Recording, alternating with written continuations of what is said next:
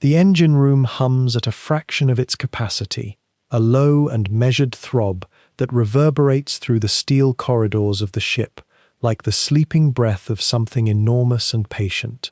It is the night of November, somewhere in the vast isolation of the Indian Ocean, and the Atlantis lies nearly motionless on a black mirror of water. Above, the stars hold their distant stations, indifferent and ancient, scattered across a sky so complete in its darkness that they seem less like points of light and more like small tears in the fabric of night itself, revealing something luminous and unchanging beyond. The ship's bow cuts so gently through the swell that one might barely notice the movement at all, as if the vessel has surrendered to the ocean rather than sailing across it, as if she has become, in this moment, less a machine of war and more simply a platform suspended between the abyss below and the void above. On deck, the watch moves in near silence. The sailor's breath forms small clouds in the cold air, visible only when the starlight catches them, then dissolving like the remnants of thoughts half-formed. Their footsteps on the wet planking are careful, deliberate, almost tentative, as though at any moment the darkness might suddenly announce itself as something other than empty space.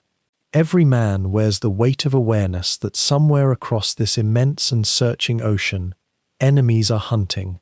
Every man knows that the ship beneath his feet is both sanctuary and target, both refuge and instrument of destruction. And yet, in this hour, there is a strange and complete stillness, a suspension of urgency that allows the mind to drift into the textures of existence at sea, the salt that has worked its way into the weave of uniforms, the perpetual cold that seems to emanate not from the air, but from the water itself, the peculiar loneliness that comes when human presence becomes so small against the geometry of horizons. The Atlantis waits. That is perhaps the truest description of what she does in these long nights, waiting with her engines at idle, with her crew confined to their stations and their hammocks, with her secrets carefully maintained beneath camouflage superstructure and false identity. But what is she waiting for? And what extraordinary journey has brought her to this precise moment, alone on these waters, 622 days away from the harbor that launched her into the world? That is the story that unfolds across the night ahead, a story of one of the Second World War's most elusive and remarkable merchant raiders, a ship that would spend nearly 2 years at sea, moving like a ghost across the trading routes of the world, leaving a trail of sunken vessels and far-reaching consequences that would touch nations far beyond the scope of her creator's ambitions. If you find yourself drawn to these kinds of narratives, to the slow unfolding of naval history, to the intimate details of maritime voyages, to the complexity of men confined together in metal and isolation for stretches of time that challenge the human spirit, then consider subscribing here for the complete history of the raider Atlantis, and for other deep-dive documentaries that explore the long watches and strange courage of the sea in the age of global conflict. Each story is crafted to accompany you through the quietest hours, to satisfy curiosity while inviting rest. But first, to understand how the Atlantis came to be adrift on this November night in the Indian Ocean, we must return to the beginning, to the moment when this particular ship was still something else entirely, when she carried a different name and served an entirely different purpose, and when the very concept of turning a merchant vessel into an instrument of oceanic warfare was still a daring and desperate strategy being formulated in the corridors of German naval headquarters. It is early 1939, and the world is tightening toward conflict like a fist. In Berlin, the German Kriegsmarine, the naval arm of Hitler's ambitions, faces a fundamental strategic problem. Britain, that island fortress across the narrow sea, depends utterly on the flow of commerce from across the world. Merchant ships bringing food, fuel, raw materials, and manufactured goods, a constant circulation of supply that keeps the nation functioning. To strangle Britain, the German Navy reasons, One need not engage in pitched battles with a superior Royal Navy fleet. Instead, one might send out small, swift, and cleverly disguised vessels that would hunt and sink merchant ships in the remote reaches of the Atlantic and Indian Oceans, far from conventional naval patrols, far from the protection of escorted convoys.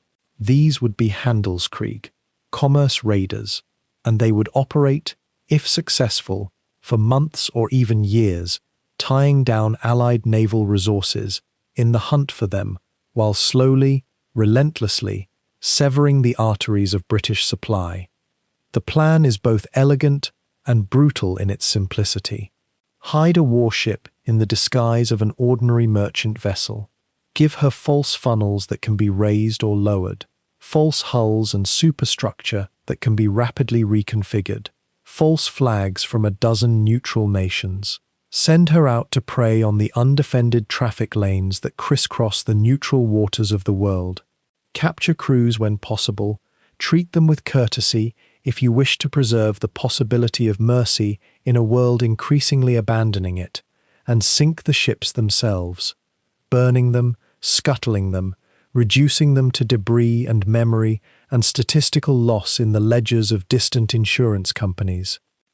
In early 1938, a ship called the Goldenfels, a modest German freighter of about 6,000 tons, begins a transformation that will remain hidden from the outside world. She is drawn into the harbours of Kiel and Bremen, where she is broken down to her essentials and rebuilt, almost from scratch, into something entirely different. New engines are fitted. Her superstructure is reinforced. Cleverly engineered mechanisms are installed. Collapsible funnels that can be raised or lowered within minutes. False bulkheads that can reconfigure her silhouette. Clever systems of paint and temporary appendages that can alter her appearance so completely that a ship's officer from the merchant marine might examine her one day and find her utterly transformed the next. Below deck, hidden compartments are prepared for armaments. 6 15-centimeter guns, which modern terminology would call 150mm guns, the kind of firepower that could devastate an unarmored merchant vessel. Torpedo tubes are secreted within her frame. Ammunition magazines are fitted into spaces that previously held cargo. Machine guns are mounted in concealed positions, and throughout the entire process, the work is done in strict secrecy, with compartmentalized knowledge so complete that most of Germany's own naval officials remain unaware of the full extent of the conversion taking place. By late 1939, the transformation is complete. The Goldenfels is now registered as HSK-2 Atlantis, the second Hilfskreuzer, or auxiliary cruiser, to be commissioned by the Kriegsmarine. She is a raider, pure and simple, and her mission is as clear as it is impossible to predict: to disappear into the vastness of the world's oceans and to remain there, unseen and undetected, for as long as possible, taking prizes where she finds them, sending them to the bottom of the sea, and leaving in her wake a trail of destroyed commerce and exhausted searching by her enemies. The mechanical poetry of her design is worth understanding, even now, in this moment as she rests on the dark water under the stars. Every element of her appearance is a lie, and every lie is purposeful. Her hull, for instance, can be painted in different configurations. She might appear as a Norwegian freighter one week, flying the Norwegian flag from her stern, her funnel stained with the proper soot of civilian operation. Days later, when she has moved beyond any likely intersection with merchant traffic, her crew might work through the night painting her hull again, repositioning her funnel, unfurling different flag lines, and by morning she would present an entirely different profile, a different nationality, a different history, a different lie. The false funnels, her superstructure can be reconfigured to make her appear to have one smokestack or two, or even three, giving her the silhouette of an entirely different class of ship. Her cargo hatches can be covered or uncovered to alter her apparent waterline. Her bow can be given different angles through the clever positioning of canvas and paint. The entire vessel is a mechanism of theatrical transformation, designed by men who understood that in the vastness of the ocean, identity is everything, and identity is nothing. It is only what is perceived from a distance, through salt spray and binoculars and the careful notes of merchant captains and naval observers. And who is to command this ghost ship, this armed phantom that will haunt the sea lanes of the British Empire? That question is answered with the appointment of Captain Bernhard Rogge, a man whose name would become, in the post-war years, synonymous with a particular kind of naval warfare, one constrained, or so the historical record would suggest, by a certain code of conduct, a certain reluctance to embrace the fullest brutality of commerce raiding. If you found yourself drawn to stories of the sea, to the peculiar loneliness of distant waters, to the slow unfolding of historical moments, stretched across months rather than minutes, you might consider staying with us as we explore more of these deep, quieted narratives. There are other voyages waiting in the archives, other ships and captains and crews whose names have been half forgotten, whose journeys deserve the kind of patient, unhurried attention that allows a story to settle into the mind like sediment through still water. The naval histories we explore together here are not meant to agitate or alarm, but rather to wrap around you, like the rhythm of a ship's engines at night, constant and measured, and almost meditative in their unfolding.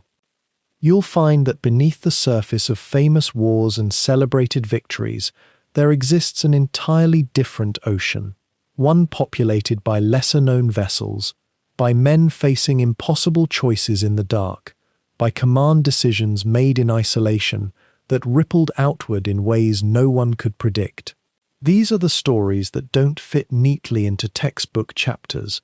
They sprawl, they meander, they pause for reflection and quiet observation before moving forward again. They ask questions without always rushing to answer them. If you subscribe to our channel, you'll have access to more of these extended narratives, documentaries built specifically for the evening hours, for the mind that wants depth without urgency, for the listener who understands that the best kind of learning happens in the space between waking and sleep, when the critical mind softens and the receptive mind opens wider. The Atlantis is only one such story, though perhaps one of the most singular, but there are others, the tales of disguised raiders that slipped through British blockades, of merchant ships that became floating fortresses, of crews who spent more than a year at sea without setting foot on land. There are stories of the early submarines, of the Wolf and the Emden, of ships that vanished in the vastness and were never found again. There are narratives of courage and cruelty, of moments where individual conscience collided with military duty, of the strange bonds that form among men confined to steel and salt for months on end. These are the kinds of subjects we return to repeatedly here, not sensationalizing them, but allowing them to breathe, to show their complexity and contradiction. What draws us to these particular stories, perhaps, is something more subtle than mere historical interest. When we follow the voyage of a raider or a commerce ship or a warship across thousands of miles of open ocean, we are, in a sense, following the interior lives of ordinary people thrust into extraordinary circumstances. We are watching them adapt, endure, sometimes falter. We are seeing how human beings pass time when time stretches in an almost impossible way. We are witnessing the slow, almost imperceptible changes that occur in a person when they are separated from everything familiar for 600 days or more. These are deeply human stories dressed in the language of maritime history and military strategy. The documentary tradition we practice here is one that honors both accuracy and atmosphere. We research meticulously, we consult archives, naval records, survivor accounts, technical specifications, but we also attend to the sensory details, to the feeling of salt spray and diesel fumes, and the particular quality of light on water at different latitudes. We allow silences where appropriate. We resist the constant churn of information for its own sake. Instead, we follow the principle that a story told slowly is a story that enters the listener more deeply, that becomes part of your own experience rather than something merely witnessed. So yes, we invite you to remain with us, not as a subscription to an endless stream of content, but as a commitment to a particular way of engaging with the past. A way that assumes you have time, a way that assumes you're interested in the texture of history, not just its major plot points. A way that recognizes that the best hours for learning and reflection are often the quiet hours before sleep, when the mind is most receptive to nuance and complexity. By subscribing, you're choosing to participate in a gentler, more contemplative form of historical exploration, one that treats the listener as someone capable of sustained attention and genuine curiosity about how people lived through transformative moments. And now, let us return to that ship moving through the darkness, to the specific moment in time when the world was about to be consumed by conflict, and the Atlantis was about to embark on a journey that would define the rules and ethics of naval warfare in unprecedented ways. The year is 1939, and in the shipyards and planning offices of Germany, there is already a vision forming, a vision of how commerce could be disrupted, how Allied supply lines could be stretched thin, how a ship disguised and patient and utterly committed to its mission might accomplish what battleships and bombers never could. This is the vision that created the Atlantis, and this is the story we're settling into together now. In the autumn of 1939, as Europe contracted into war, the German Kriegsmarine faced a problem that would have seemed impossible to solve through conventional means.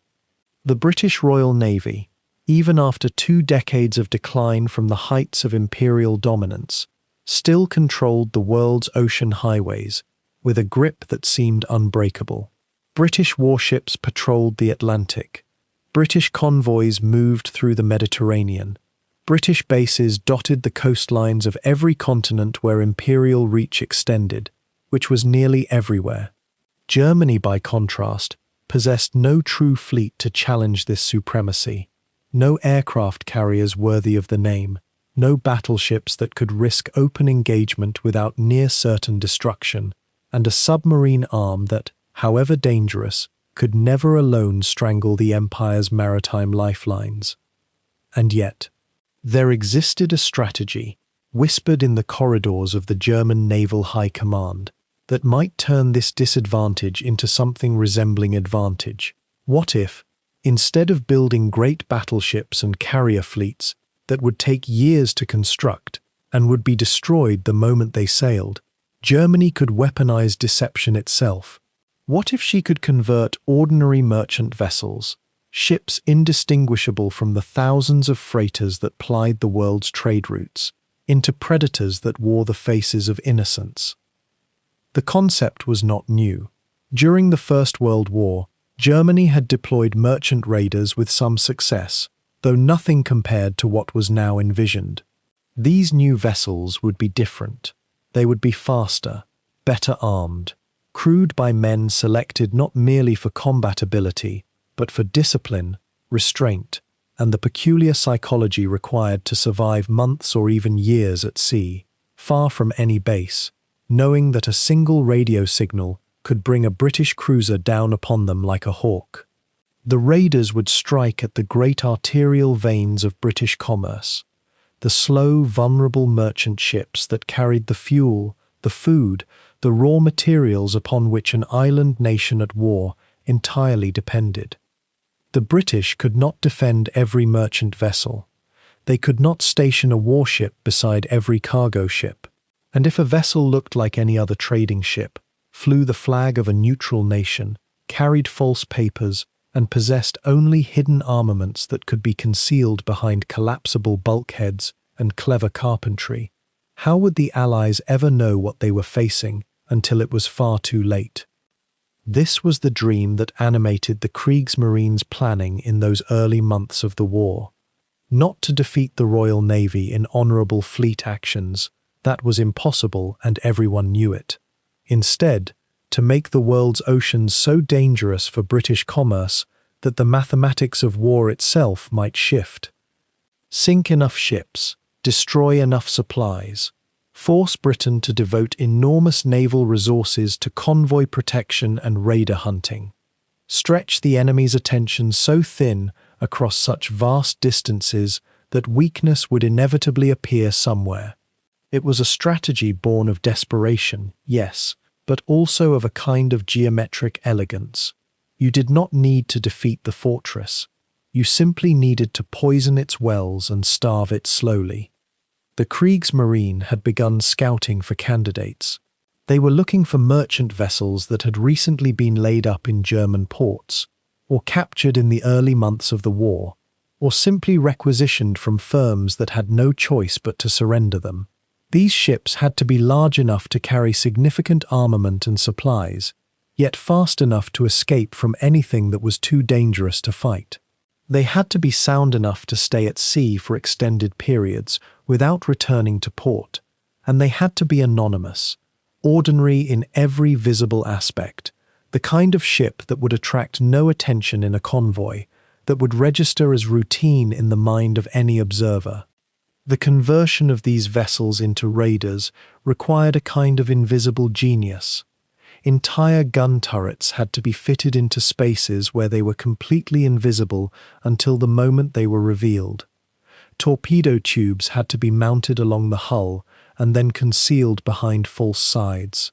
The funnels, those tall structures that rose from the engine room to carry smoke into the sky, had to be designed so they could be folded down or reconfigured to entirely change a ship's silhouette. False deckhouses could be erected or dismantled.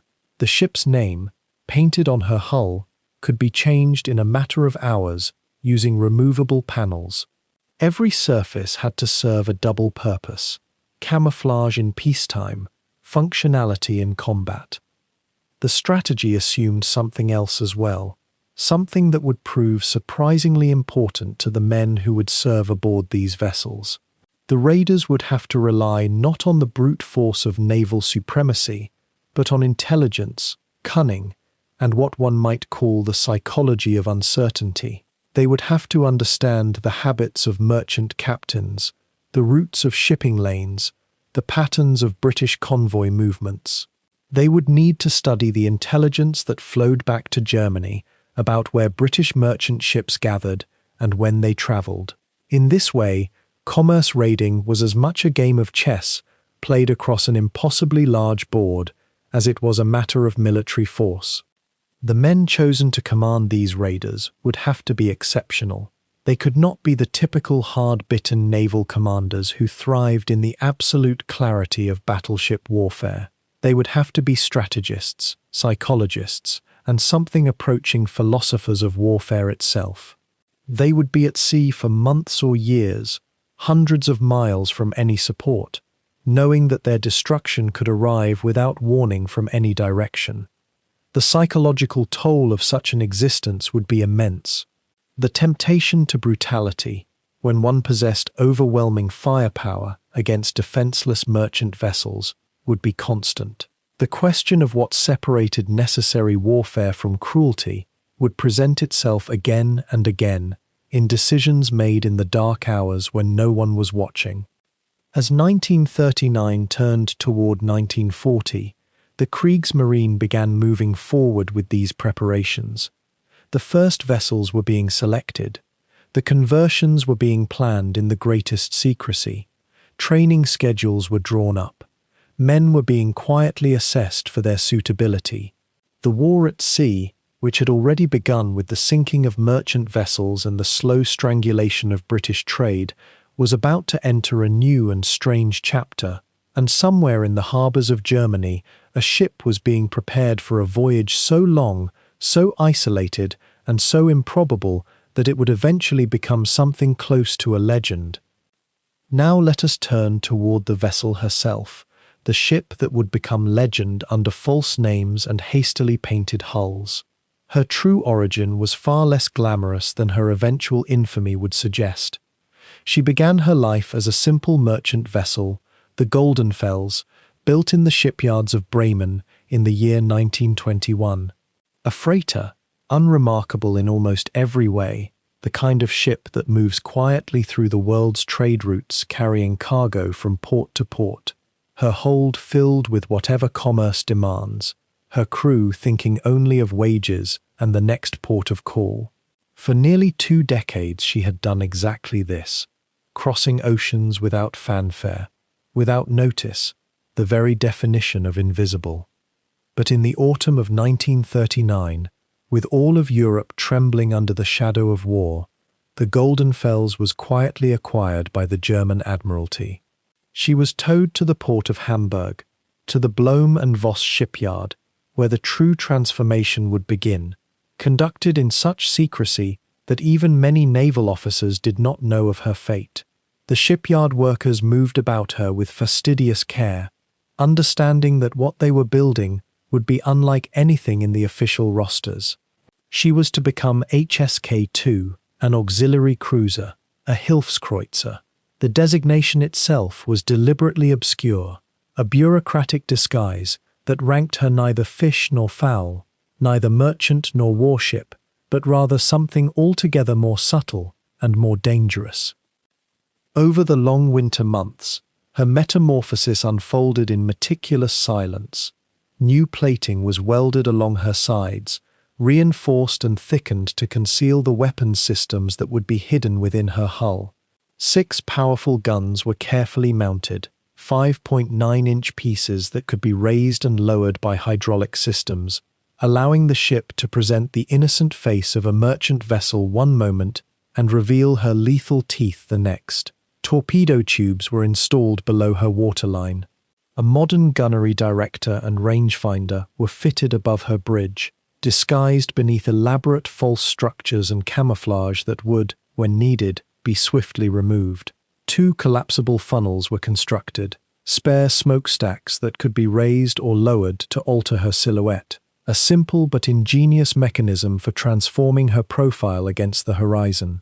To any observer at sea, she could become almost any other ship, a Norwegian freighter, a British merchant cruiser, a Japanese vessel, a Greek steamer. She was equipped with an elaborate wardrobe of false flags, and her paintwork could be changed and rechanged within hours. The engine rooms received particular attention, though the older engines that had carried her peacefully through 2 decades of commerce could never be truly restored to youth. They would serve, the engineers determined, if carefully maintained and coaxed forward. She would not be swift, but she would endure, and that would matter far more in the months ahead. Radio equipment was installed, modern, powerful transmitters that could reach across oceanic distances, yet positioned in such a way that the ship could maintain complete radio silence for weeks at a time, becoming a ghost on the electromagnetic spectrum, invisible to the ears listening across the world. Every decision in her conversion seemed to embrace paradox. She was to be a warship that must look like a merchant, a killer that must appear harmless, a capital ship in function, yet registered nowhere in the official naval rolls where the British might count her among Germany's assets and factor her into strategic calculations. The Admiralty had learned lessons from the previous war, from the armed commerce raiders that had roamed the oceans in the Great War. They understood now what modern technology had not yet fully grasped, that true invisibility sometimes required not size or silence, but rather the art of appearing to be something everyone expected to see. A merchant ship is invisible precisely because thousands of merchant ships cross every ocean every day. The Goldenfels, with her mundane form and her cosmetic alterations, could disappear into that vast fleet of ordinary vessels. By March of 1940, the work was complete. She sat in the Hamburg docks like a secret kept barely contained, ready for her final baptism. The crew had been selected and assembled with great care, officers and men who understood that they were volunteering for something beyond the ordinary. They had been briefed in fragments, told only what they needed to know, compartmentalized in their knowledge, so that if any one man were captured, he could not compromise the entire mission. They knew they would be at sea for a very long time. They knew their ship was a warship, though she wore a merchant's face. They knew they would be far from any support, beyond any harbor that would welcome them, sustained only by their own skills and the supplies they could capture from the vessels they would encounter. Captain Bernhard Rogger arrived at the dockside on a grey morning, the North Sea wind cutting through the port district with the promise of winter yet to come. He was a man in his mid-40s, already with silver threading through his hair, an officer of the old school who had served in the Kaiser's navy and survived the collapse that followed the war. He understood what was being asked of him, what he was being entrusted with. The men who gathered on the Atlantis's decks in those final days before departure, for by now she had been given her operational name, and the Goldenfels existed only in the past, looked toward him and saw something steady, something they could believe in. The fitting out continued through the grey days of that early spring. Supplies were loaded methodically, ammunition carefully stored and counted, food brought aboard in quantities calculated for what would prove to be 622 days at sea, canvas and paint, repair materials and spare parts, everything a ship might need when no port of call existed save those vessels encountered by chance on the open ocean. The crew painted the hull in drab merchant colours. They hung false names along the bow, names waiting to be exchanged for others in the dark hours ahead. Everything was ready, and yet everything remained invisible, hidden from the very people who would soon hunt for her across the world.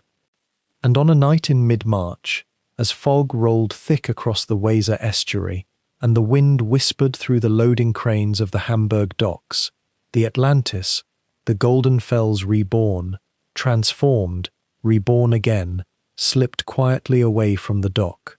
Her engines, old as they were, began to turn. Her crew stood at their stations, quiet and watchful.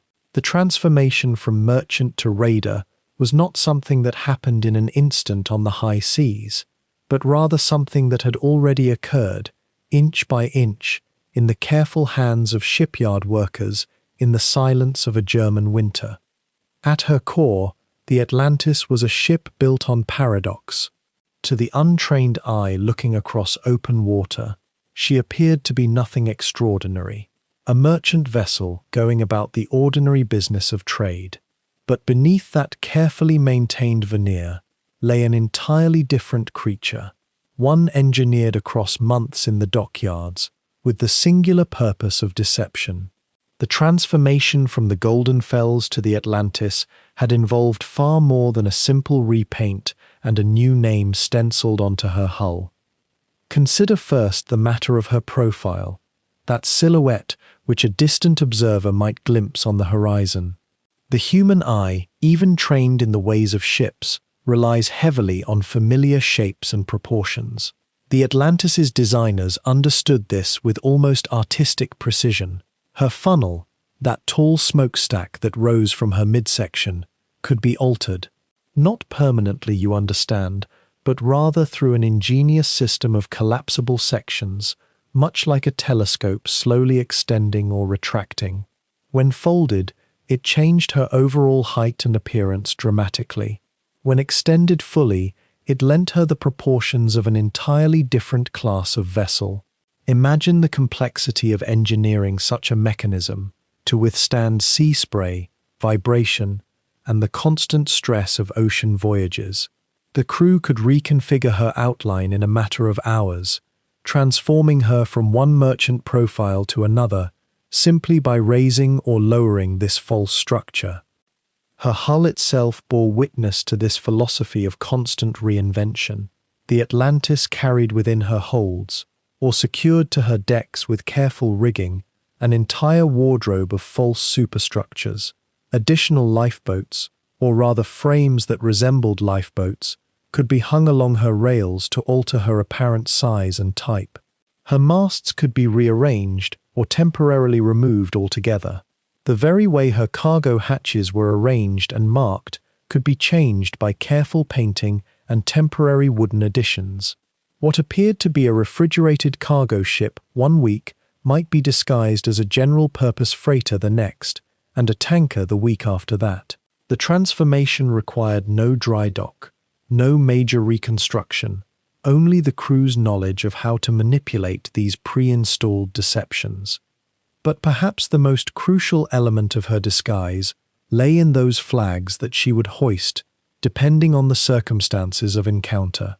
The Atlantis carried an extensive collection of maritime national flags, British colours, Norwegian standards, Swedish insignia, Dutch banners, and many others. Under international maritime law, a ship displays the flag of the nation whose waters she sails under, or whose registry she claims. The deception here was not technically unique. Many warships had used false colours throughout maritime history, but the Atlantis took the practice to an unprecedented level of systematic application. When a distant merchant vessel appeared on the horizon, the Atlantis's crew would rapidly assess which flag might be most convincing. A British-registered ship might present British colours, reasoning that merchant vessels rarely engaged with ships flying their own nation's flag. A neutral vessel flying Swedish or Norwegian colours might approach under those same flags, exploiting the hope that neutrals would pass without incident through the waters of a global war. The moment of encounter was perhaps the most delicate choreography of all. A merchant ship spotting the Atlantis would need to feel secure enough to reduce speed and make radio contact. The false flag, raised prominently at the stern, was only the beginning. The Atlantis's crew would often display placard signs indicating her current false identity.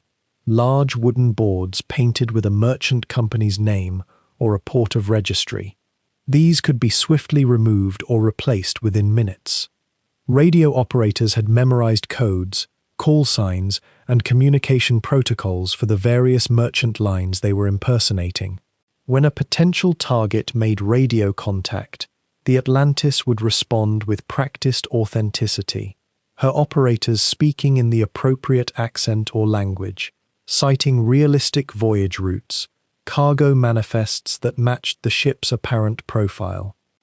What made this deception particularly effective was its gradual revelation. The Atlantis would not immediately display her true nature. Rather, she would approach slowly, seemingly innocent, while her crew made final preparations. Hidden gun crews manned their stations below deck, ready to be revealed only at the moment when evasion became impossible for the target vessel. The guns themselves were concealed behind hinged panels or covered by temporary superstructure that could be rapidly dismantled. When the moment came, when the Atlantis had drawn close enough and all hope of escape had evaporated, those panels would fall away, those gun covers would be yanked aside, and 6 powerful weapons would suddenly appear as if by magic, transforming the innocent merchantman into a formidable raider in the space of mere seconds.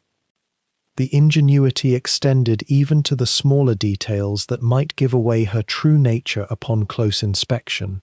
Paint scratches that might reveal primer or previous colors were carefully maintained and touched up. Rust patterns were studied and replicated to match the apparent age and maintenance schedule of whichever vessel she was currently impersonating. The very wear and weathering on her superstructure was managed deliberately. She could not appear too new, nor too old, nor bearing the distinct marks of a German shipyard. Her crew wore civilian clothes on deck during daylight in port or when passing through busy shipping lanes, and German naval uniforms only during genuine cruising conditions far from observation. The Atlantis also carried an extensive collection of false documents, all of them crafted with remarkable attention to detail. Bills of lading describing cargoes that she did not carry, crew manifests bearing assumed names, port clearance documents from various harbours, even forged papers suggesting that she had been recently captured and pressed into service by the British, a cover story that might explain the presence of German crew if she were somehow boarded and inspected before opening fire. These documents were not crude forgeries, but rather professional forgeries, created in German naval intelligence workshops with access to authentic templates and printing processes. With the cooperation of supply ships, or during brief periods in remote anchorages, the raider could undertake substantial cosmetic repairs and modifications. Her paint scheme could be altered entirely. Her funnel could be repainted in new company colors. Wooden additions to her superstructure could be installed or removed.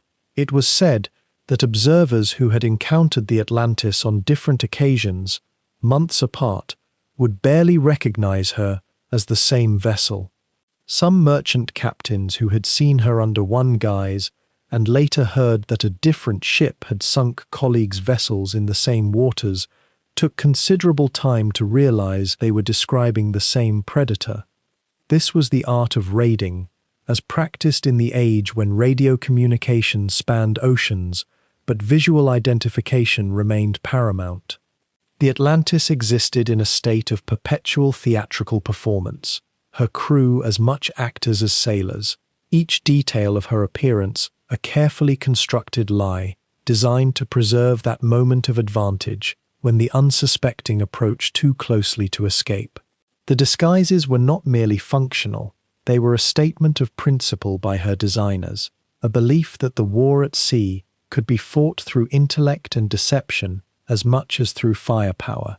Every false funnel section, every concealed gun, every swapped flag represented hours of planning and engineering, all devoted to the singular purpose of appearing to be something she was not, until the instant when that deception no longer served its purpose, and truth became, quite literally, explosive. At the helm of this remarkable vessel stood a man whose very name would become inseparable from a paradox that naval history has never quite resolved. Captain Bernhard Rogge was born into a merchant marine family, a world of salt spray and distant horizons, and his early years in the German Navy shaped him into an officer of unusual principle, tall, methodical, possessed of a quiet dignity that seemed to emanate from some private conviction. Rogge carried himself with the bearing of someone who had thought deeply about duty, honor, and the murky terrain between them. Those who would later serve under him recalled that his quarters aboard the Atlantis were spare and austere. No grand furnishings, no affectations of rank. He moved through the ship with measured steps, his uniform impeccable, but worn with the ease of a man for whom formality held less weight than substance. The German naval tradition had taught him discipline and precision, yes, but something else lived beneath the surface of Rogge's character, a restlessness born perhaps from having witnessed the old world crumble and a new, darker ideology reshape the nation he served. Here emerges one of the most singular figures in modern naval warfare, a man caught between competing forces. Rogge was, without question, a loyal officer of Nazi Germany. He accepted his orders, he pursued them with professional competence, and he never openly questioned the regime he served. Yet within the terrible arithmetic of commerce raiding, the business of hunting merchant vessels and sinking them, Rogge developed a philosophy that set him apart from the ruthlessness the war increasingly demanded. The conventional image of a raider captain draws from tales of brutality and callous disregard for human life. Rogge, however, seemed animated by a different code. Those who encountered him in moments of tension reported that his manner remained courteous, even when circumstances were grave. When approaching a merchant vessel under false colors, when the moment came to lower disguises and reveal the Atlantis's true nature, Rogge conducted these encounters with a peculiar courtesy. The logic was partly practical, of course. A captain who behaved with restraint might face less desperate resistance from a doomed ship, but it appeared to run deeper than mere calculation. The question of whether such restraint can truly exist within the framework of modern industrial war remains, even now, unresolved. By the very act of sinking merchant vessels, even those carrying supplies to enemy nations, Rogge was participating in an operation that claimed lives, that created widows, that sent men into dark water never to surface again. The supplies he destroyed might have fed populations. The ships themselves represented the labor and investment of thousands. And yet, within this grim architecture of warfare, Rogge seemed determined to maintain what he believed was a distinction between military necessity and gratuitous cruelty. What did this distinction amount to in practice? Rogge established an unofficial protocol aboard the Atlantis. When a merchant vessel was stopped and forced to surrender, its captain and crew were to be treated not as prisoners to be mistreated, but as men who had performed their duty and now found themselves in an unfortunate circumstance. They would be fed from the Atlantis's own stores. They would be quartered as space permitted. The wounded among them would receive medical attention. Those held aboard would be informed of proceedings with a transparency unusual in wartime. And when the opportunity arose to put them aboard neutral ships or to ensure their eventual rescue, Rogge would seize it. His officers, by all accounts, respected this approach. It was not sentiment or softness, understand, but rather a kind of professionalism extended beyond the moment of attack. A German naval officer of the old tradition, and Rogge represented something of that vanishing world, might have viewed such conduct as a matter of honor. In a war that was often conducted without honor, his insistence on maintaining certain protocols appeared almost quixotic. Yet it persisted throughout the voyage, a quiet thread of restraint woven through an otherwise brutal tapestry. One might ask whether this approach was mere window dressing, a salve for Rogge's conscience rather than a genuine mitigation of suffering. Military historians continue to debate this question, some viewing him as a genuinely humane officer working within impossible constraints, others suggesting that the distinction between killing with courtesy and killing without it amounts to semantics. The truth, as is so often the case, likely inhabits the space between these interpretations. What remains certain is that Rogge's temperament shaped how the Atlantis would conduct her long campaign. Under a more ruthless captain, the narrative of those 622 days would read differently.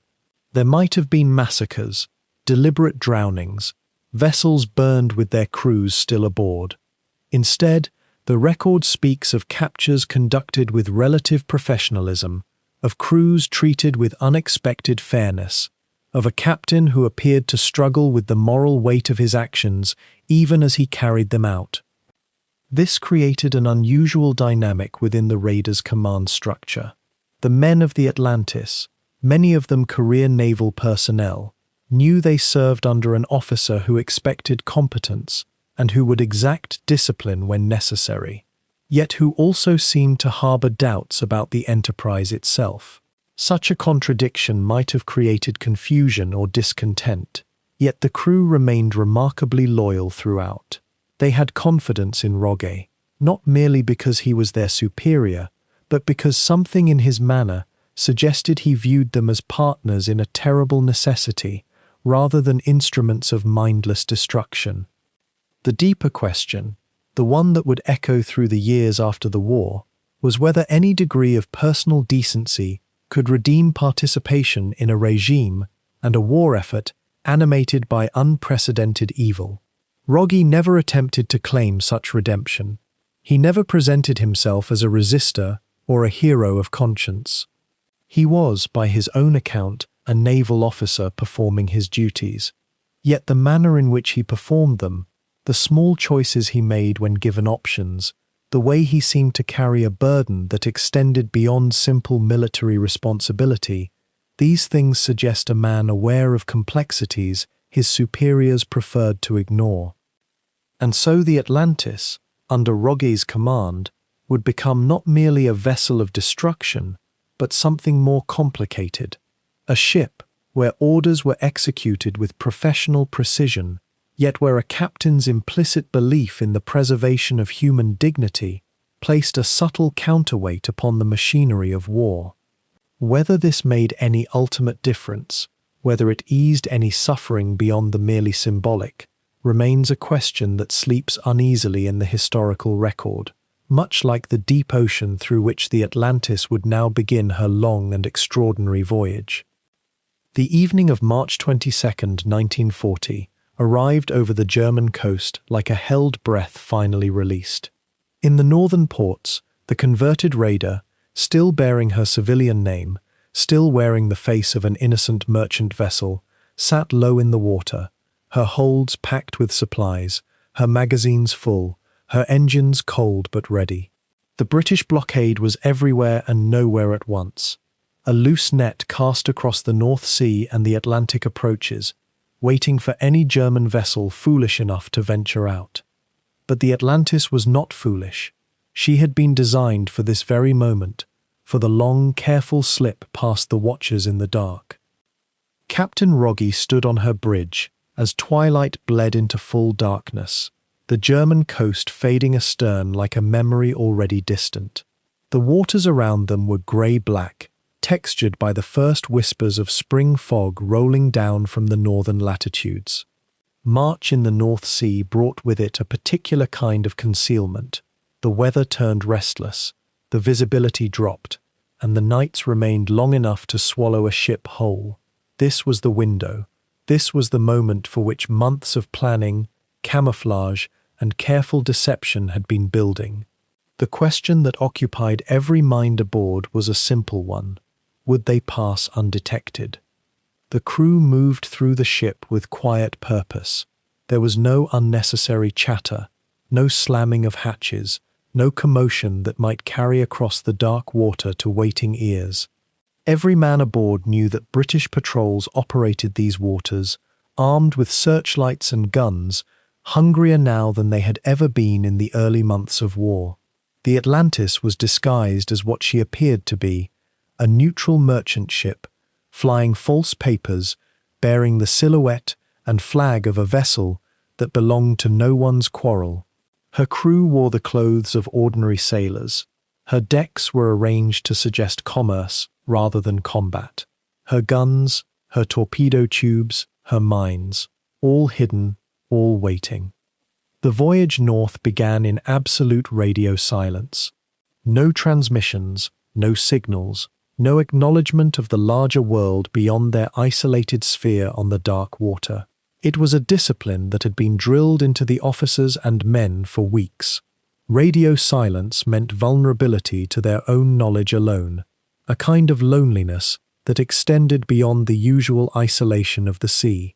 They could not speak to anyone in Germany. They could not receive news from home. They existed in a bubble of their own making, suspended between the world they had left and the world they were sailing toward, connected to neither. The North Sea showed them no mercy and no particular kindness that night.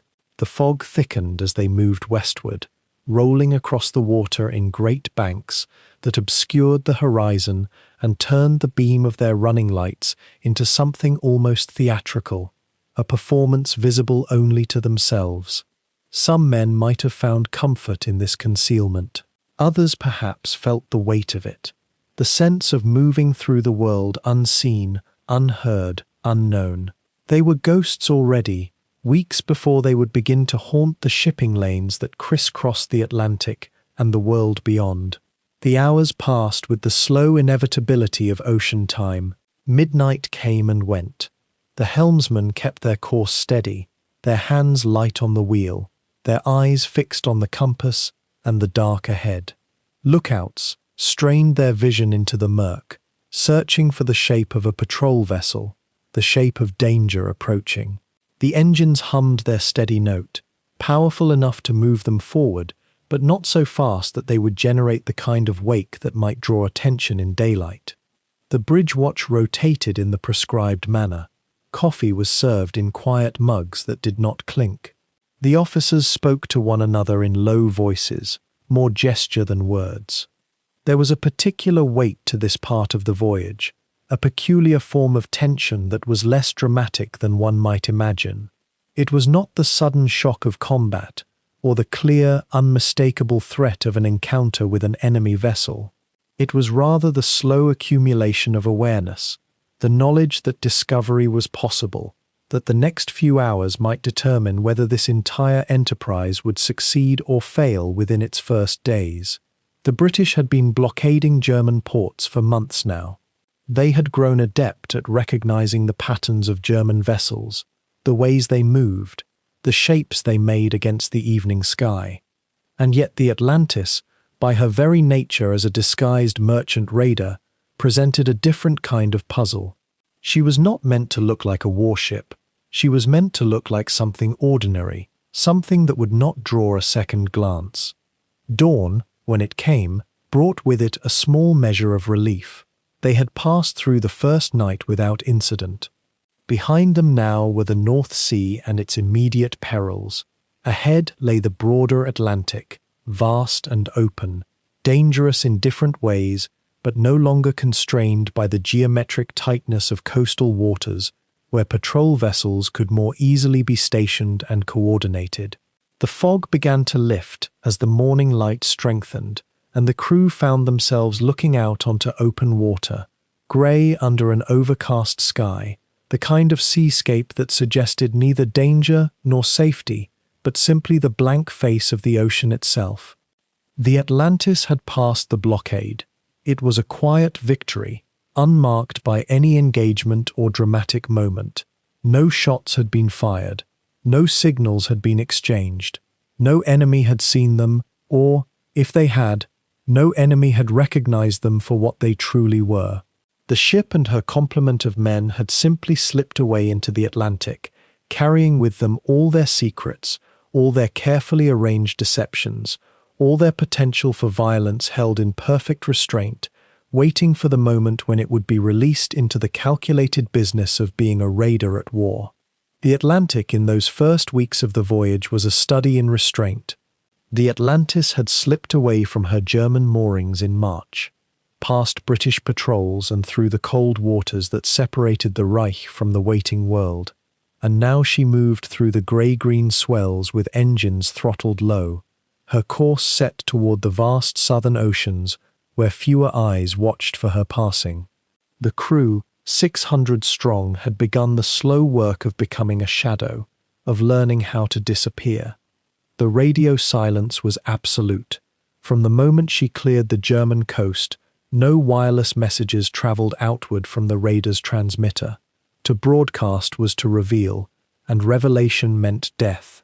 So the Atlantis maintained her quiet, carrying within her sealed hull the only knowledge of her position and purpose.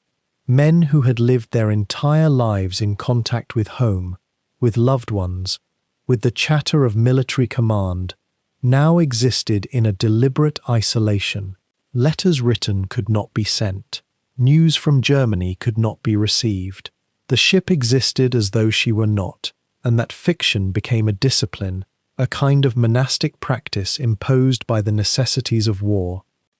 In the early days, as the convoy routes of the Atlantic receded and the ship entered those deep waters where merchant vessels traveled in lonely procession, the crew began to settle into rhythms that would define the months ahead. The watch rotations, 4 hours on and 8 hours off, became the skeleton of their days. Men moved through the corridors and companionways in a choreography learned from decades of seafaring tradition, each motion economical, each task folded into the larger pattern of keeping a ship alive and moving through hostile waters. Consider the strange mathematics of confinement at sea. A man might walk the length of the Atlantis in perhaps 5 minutes, from bow to stern, past the gun crews in their concealed mountings, past the engine room where engineers worked in the rhythmic heat, past the radio operators maintaining their careful silence. And yet that confined space, repeated and repeated across days and weeks, became a kind of infinite landscape. The same passage walked 1,000 times becomes not monotonous, but meditative, each transit a small ritual that grounds the mind in present reality. The food, too, established its own rhythm. Morning brought the warm smell of coffee and hardtack from the galley. a scent that sailors recognized as the beginning of another day. The cook, working with limited supplies and the understanding that meals were both fuel and morale, prepared what he could with ingenuity. There were tinned vegetables and cured meats from German stores, and as the weeks progressed and they moved toward warmer waters, fresh provisions began to supplement the storeroom fare. A man's relationship to food changes at sea. Hunger becomes more than physical sensation. It becomes a punctuation mark that breaks the day into chapters, something to anticipate and remember. Sleep came differently too, or so the men reported in the letters they would eventually write. Letters that would survive the voyage long after the ship herself had sunk beneath the waves. In a hammock suspended in a wardroom, or rolled into a bunk in the quarters shared with 5 other sailors, sleep was often interrupted, fragmented by the rhythm of the engines, by the gentle rolling of the Atlantic, by dreams shaped by the knowledge of danger. The mind, it seems, never fully rested when living in conditions of perpetual alert. Some men grew accustomed to this, others found it wore on them in ways that accumulated slowly, like rust on exposed metal. The daily routines of a warship at sea have a quality almost liturgical in nature. Morning quarters, with officers and crew assembling to hear any orders for the day, the reading of regulations and disciplinary notices, then the maintenance work that occupied most of the crew's waking hours, the endless, necessary labor of keeping a ship operational. The engineers below decks watching temperatures and pressures, the deck crews tending to cordage and equipment, the gun crews performing silent drills with their concealed weapons, over and over until the motions became unconscious, muscle memory replacing thought. And there was, necessarily, a great deal of waiting. The Atlantis could not chase prey openly. She could not race across the ocean searching for merchant vessels. Instead, she moved slowly along routes where ships were likely to pass, her engines maintaining a steady, economical speed that would allow her to remain at sea indefinitely.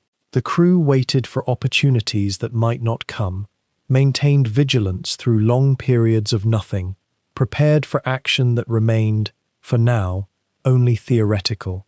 This waiting, this patient accumulation of empty hours, was perhaps the true test of morale and discipline. What did they think about, these men suspended between their homeland and whatever future awaited them? The historical record is necessarily sparse. Some kept diaries, though writing was discouraged for security reasons. Some wrote letters that could not be sent until the voyage ended. Others left only the faintest traces of their inner lives, recorded in the dry official logs and later accounts. And yet one can imagine the workings of the mind during such long passages, the repetition of memory, the fantasies of shore leave, the small humiliations and small satisfactions of communal life aboard a warship. Men thought of homes they might never see again, though they did not yet know that. They thought of women and children left behind. They thought of the future in ways that shifted moment to moment, sometimes with confidence and sometimes with dread. The rhythm of radio silence had its own psychological weight. Modern warfare had made wireless communication the nervous system of naval combat. To be without it was to be, in some sense, outside history, cut off from the great sweep of events happening beyond the horizon. News came only through the occasional encrypted message, received in code and decoded in the captain's quarters, fragments of information that painted an incomplete picture of the war being fought while they moved through their own private portion of the Atlantic. Germany was winning, Germany was advancing, or so the messages suggested.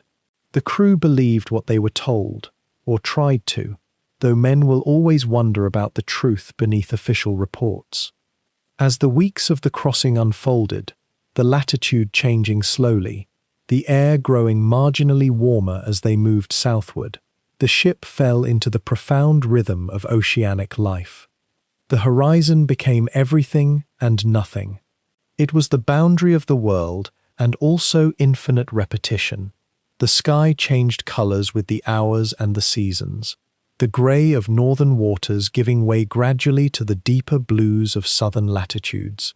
Stars appeared at night in configurations that shifted almost imperceptibly with each passing night, a celestial calendar marking time's slow passage. The crew was, in many ways, a microcosm of German society transplanted to a ship. There were career officers and conscripted men, sailors from the coasts and sailors from inland towns who had never seen the sea before being conscripted into the navy. Some were fervent in their belief in the mission. Others maintained a professional detachment. Some formed bonds with their watch companions that would last long after the voyage ended. Others remained largely isolated, even in the close quarters. The social dynamics of such enforced community are subtle and complex. Friendships formed around small kindnesses, hierarchies maintained through respect and fear in roughly equal measure, minor conflicts smoothed over by the necessity of continued cooperation. There was humor, too, that most human of responses to hardship, jokes whispered between watchstanders, pranks played on the inexperienced recruits, the kind of comedy that emerges when men are confined together and facing danger.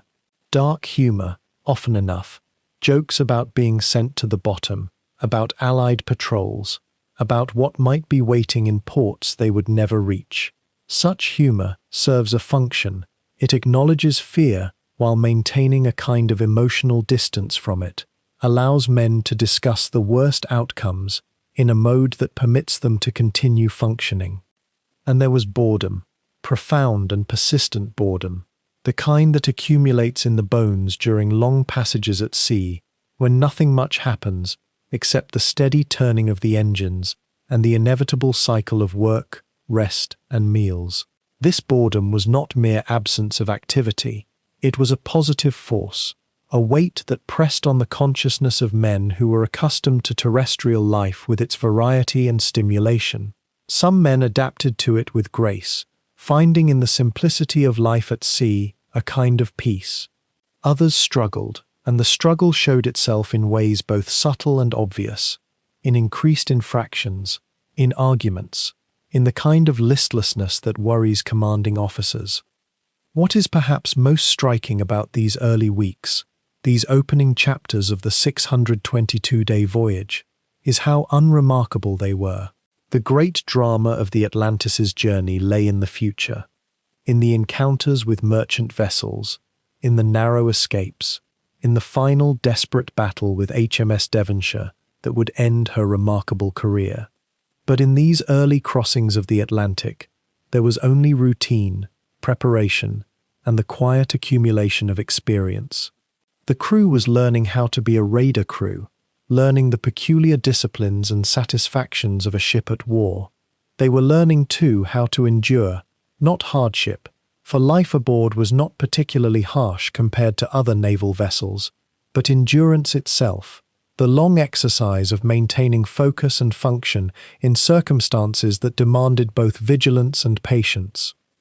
The Atlantis moved southward through these empty waters, guided by navigational stars and careful calculations, leaving no trace upon the ocean's surface.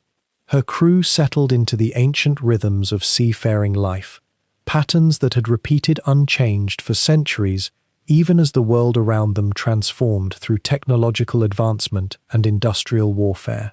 And somewhere ahead, beyond the curve of the horizon, the hunting grounds awaited. But for now, there was only the steady motion of the ship, the hum of the engines, the smell of salt and diesel oil, and the slow accumulation of days into weeks that would eventually become months, and months that would stretch into the longer narrative that this voyage would become. The waters of the South Atlantic would be the raiders' proving ground, where months of secrecy and preparation finally gave way to purpose. It was here, in those vast and empty reaches between continents, that the Atlantis would announce her true nature to the world, though only to those ships whose misfortune it was to cross her path. The first merchant vessel to encounter her was the British freighter Elsinore, spotted on the morning of May 17, 1940, a small shape on the horizon that grew steadily larger as the Atlantis altered course to intercept. There was no drama in the approach, no sudden revelation or cannon fire. Instead, there was procedure, careful, almost bureaucratic procedure. A warning shot was fired across the Elsinore's bow, a sound that must have carried across the water like a kind of terrible announcement. The merchant ship's radio operator, understanding immediately what this meant, began transmitting a distress signal, S, the merchant navy's code for raider attack. But Captain Rogge's crew was faster. They jammed the transmission before it could travel far enough to matter. And then came the order to stop, to heave to surrender the ship to the guns of a warship that flew no flag and bore no name. What happened next reveals something essential about how Rogge conducted his campaign of commerce raiding. The crew of the Elsinore was not shot down as they abandoned ship. They were not treated as enemies to be destroyed. Instead, they were gathered onto the Atlantis's deck, counted, questioned, and offered the same rations that the German sailors received. This was not mercy born from kindness, though perhaps something of kindness was present. It was rather a conscious philosophy. Rogge believed that the treatment of prisoners reflected the character of the raider herself, and by extension, the character of Germany itself. Whether this belief was truly his own conviction or a carefully calculated public relations strategy, or perhaps some mixture of both, is something that historians continue to gently debate.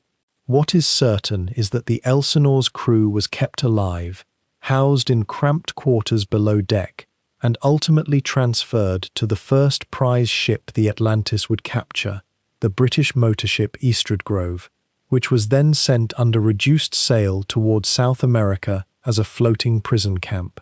The prisoners were given barely adequate supplies to make the journey, which is to say that survival was uncertain but possible. It was a thin line between life and death that Rogge seemed determined to walk with deliberate precision. Over the following weeks, as the Atlantis worked her way deeper into the South Atlantic, the pattern established itself with an almost hypnotic regularity. The lookouts would spot a shape on the horizon. The engines would begin their careful acceleration. A signal would be raised if the target seemed inclined to run. A warning shot would be fired if that signal was ignored. Then came the tense moments while lifeboats were lowered, while crews scrambled to abandon their ships before they were sent to the bottom. Some vessels sank slowly, settling into the ocean with a kind of tired resignation. Others went down more dramatically, torn open by explosive charges that the German demolition teams placed with grim expertise. The Norwegian tanker Tibia was the next major prize, and her capture revealed something important about how the Atlantis sustained herself across such vast distances. The tanker's fuel oil was desperately needed. Her stores of food were carefully inventoried and added to the raiders' supplies. Her crew was interrogated for information about shipping routes and weather patterns, knowledge that only sailors who had crossed those waters before could provide. And then the Tibia was sent to the bottom in a controlled explosion that lit the dark water with a terrible beauty, a flower of fire that bloomed and faded, leaving only debris and the vast indifference of the sea. It was during this period that the human cost of the Atlantic campaign began to accumulate in the records and in the memories of those who lived through it. The British ship Kemmendine, a refrigerated cargo vessel carrying beef and other precious commodities to the United Kingdom, was captured in June of 1940. Her crew, numbering some 50 souls, faced the now familiar process of abandonment and rescue, though rescue in this context meant transfer to a German warship where space was already stretched thin. The captain of the Kemmendine, like several others, was subjected to interrogation not out of cruelty but out of necessity. Rogge wanted to know about the movements of other ships, about the routes they took, about the patterns of merchant traffic in these waters. Information meant lives in the complex calculus of naval warfare. Each ship sent to the bottom represented not merely cargo lost, but also the disruption of supply lines that fed the British war effort. Yet each crew preserved represented a kind of restraint, a willingness to conduct war according to some internal code that existed beneath the larger machinery of total war that the 20th century had begun to grind inexorably forward. The psychological reality for the captured sailors was profound and disorienting.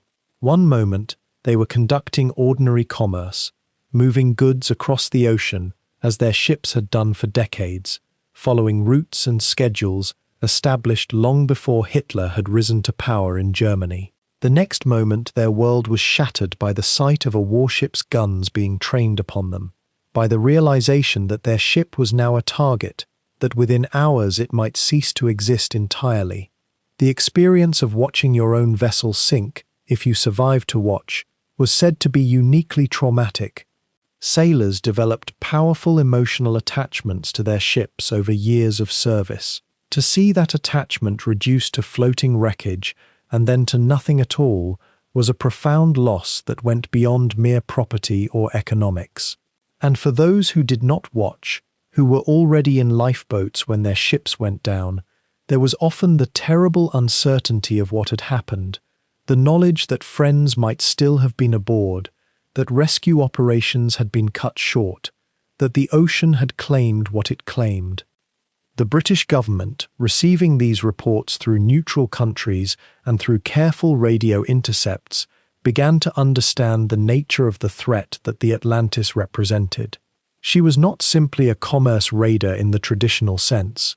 She was a ship capable of moving across vast distances, of attacking without warning, of then disappearing again into the immensity of the ocean.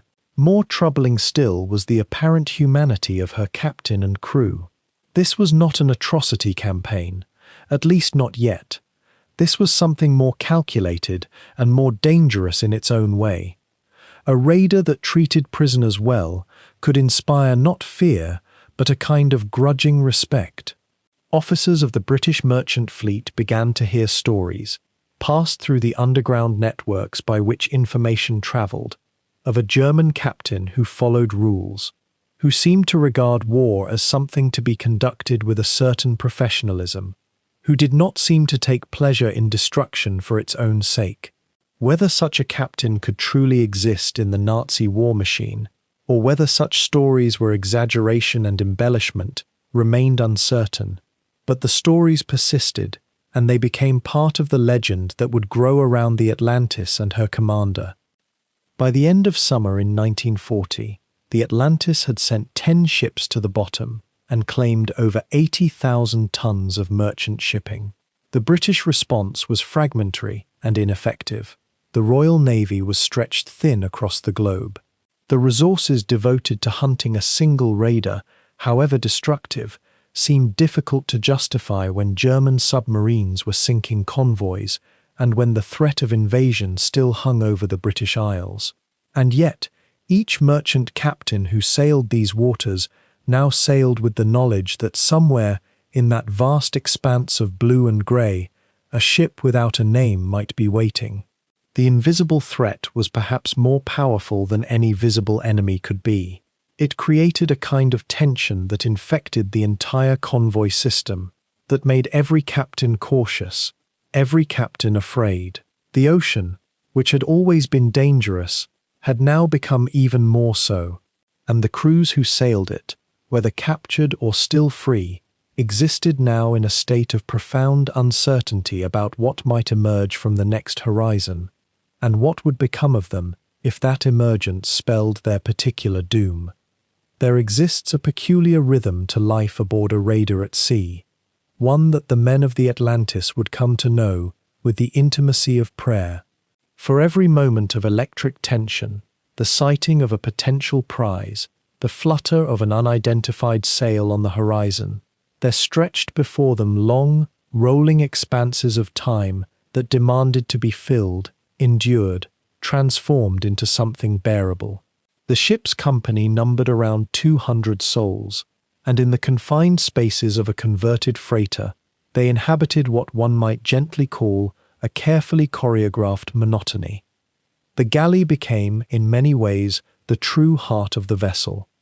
3 times daily, the cooks, men who understood that morale and sustenance were inseparable, prepared meals in conditions of remarkable constraint. There was the morning coffee, thick and dark, served with hard biscuits that had travelled from Germany and seemed to grow harder with each passing week at sea. The bread was rationed with mathematical precision, the butter scarce, the jam sometimes the only brightness on the plate, and yet the cooks persisted in their small dignities. They would prepare what they could with what they had. Thin soups enriched with whatever preserved vegetables had not yet succumbed to salt and thyme, canned meats stretched across many servings, occasionally a fish caught over the rail, and prepared quickly, while the moment of novelty lasted. These men understood something fundamental about ships and men, that the stomach is also an ear, and that food carries messages beyond mere nutrition. The captains and senior officers ate separately, as was custom, and this gentle hierarchy created a rhythm of its own. When rations were adequate, this arrangement merely reflected naval tradition. But as the voyage extended far beyond its original timeline, as supplies dwindled and calculations grew tighter, the segregation of tables became a source of complex feeling. The enlisted men and ratings noticed everything, observed without speaking, understood the mathematics of survival. Were the officers eating better? Were there differences in the quality or quantity? These questions simmered quietly in the crowded spaces below decks, the way questions do when they cannot be asked aloud but must be carried instead in the chest. Between the moments of capture and crisis, there existed an ocean of time that needed occupying. The ship's routine was structured, as all naval routines are, with watch rotations and maintenance duties and inspections. Yet even these, performed over and over across weeks and months, took on a certain ritualistic quality, almost meditative in their repetition. A man might spend an entire afternoon holystoning a deck that would need holystoning again in days, and in that scrubbing motion, hour after hour under the sun or the grey sky, there emerged a kind of peace. The body was occupied, and therefore the mind was permitted to wander, or sometimes to empty itself entirely. Entertainment became a form of resistance against the slow erosion that isolation can inflict on the human spirit. The men fashioned small diversions from materials at hand. Cards were worn and repaired, played endlessly in hammocks strung in the darkness below, steaks, often consisting of rationed cigarettes, or the promise of a favour, the watching of one's laundry, a turn at the best spot on deck. Music existed too, though it was rare and precious. Those fortunate enough to possess small instruments guarded them carefully. A harmonica or a small guitar could gather men around its sound on an evening, and for a brief span of time, the ship would seem less like a prison and more like something approaching a home. There was theatre, too, of a sort. On special occasions, a birthday among the crew, a milestone in the voyage, men would organize entertainment. Skits were performed, jokes told and retold until they grew soft from repetition. Some of the younger sailors had talent for mimicry, and they would sometimes parody the officers, carefully, never far enough to cause genuine offense, but far enough that the tension in the air could release itself in genuine laughter. These moments were precious precisely because they were rare, and because they required a fragile consensus among the men that the captain, in his wisdom and his understanding of human nature, allowed such things to occur. Captain Rogge, by many accounts, understood that a crew forced into complete submission, devoid of any outlet for the peculiar humour and humanity that men generate, becomes brittle. But underneath the cards and the songs and the repaired jokes lay something deeper, something harder to speak of in the language of normal commerce. Isolation at sea, even when experienced among 200 other human beings, carries its own particular weight. A man might be surrounded by shipmates constantly and still find himself profoundly alone. The horizon, unchanging for weeks at a time, can induce a strange quality of thought, sometimes clarifying, sometimes corrosive. Letters were written to distant wives and families, though these letters could not be sent, and so they accumulated in men's lockers, growing older, sometimes never delivered at all. What does a man write to someone he may never see again? What truth can be shared across such distance, such uncertainty? Illness, too, played its part in the rhythm of daily life. In the crowded quarters of a ship, even minor ailments could spread quickly. There was a small infirmary aboard, and the ship's surgeon did what he could with limited supplies. The close quarters meant that illness was not a private affair, but a shared one, witnessed and endured collectively. A man with a fever would be observed by all, his struggle visible, his recovery or deterioration noted. The psychology of such proximity is complex. It creates both compassion and a certain animal fear, a recognition that vulnerability is also contagion, that weakness is shared, that one man's sickness is somehow the whole ship's predicament. Boredom, in its way, was perhaps the most constant presence of all. Not the kind of boredom that comes from idleness. There was rarely true idleness aboard, but rather the boredom of repetition, of routine, of days following days, with little variation except in weather and the occasional tremor of alarm. A man could stand watch for 4 hours and encounter no ship, see no variation in the sea, observe nothing but the turning of the sky. And then he would come below, rest as best he could in the noise and heat, eat his portion, and return to do it again. This grinding sameness, extended across months, has its own peculiar effect on the mind. Some men found in it a kind of peace, the peace of surrender to forces beyond their control, the peace of routine as meditation. Others found it gradually eroding, a slow sand grain by sand grain removal of something essential in the spirit. There was gambling too, though gambling at sea exists in a complicated relationship with naval discipline. Money changed hands over cards, over dice made from bone, and carefully weighted to be as fair as chance allows. The gambling itself was perhaps less about the money than about what money represents, a small assertion of agency in circumstances almost entirely beyond one's control. To win was to have agency, however briefly. To lose was to accept the world's indifference, at least until the next hand. Friendships deepened or frayed depending on proximity and temperament. In the darkness of a compartment below decks, with hammocks slung mere feet apart, a man came to know his neighbors with an intimacy that would be considered unusual on land. He knew the sound of their breathing, their snoring, their restlessness in the night. He knew their moods, their silences, the weight and rhythm of their habits. Such proximity can forge deep bonds or create persistent friction. The men who shared space learned to read each other's silences, to navigate the intricate diplomacy of shared breath and limited privacy.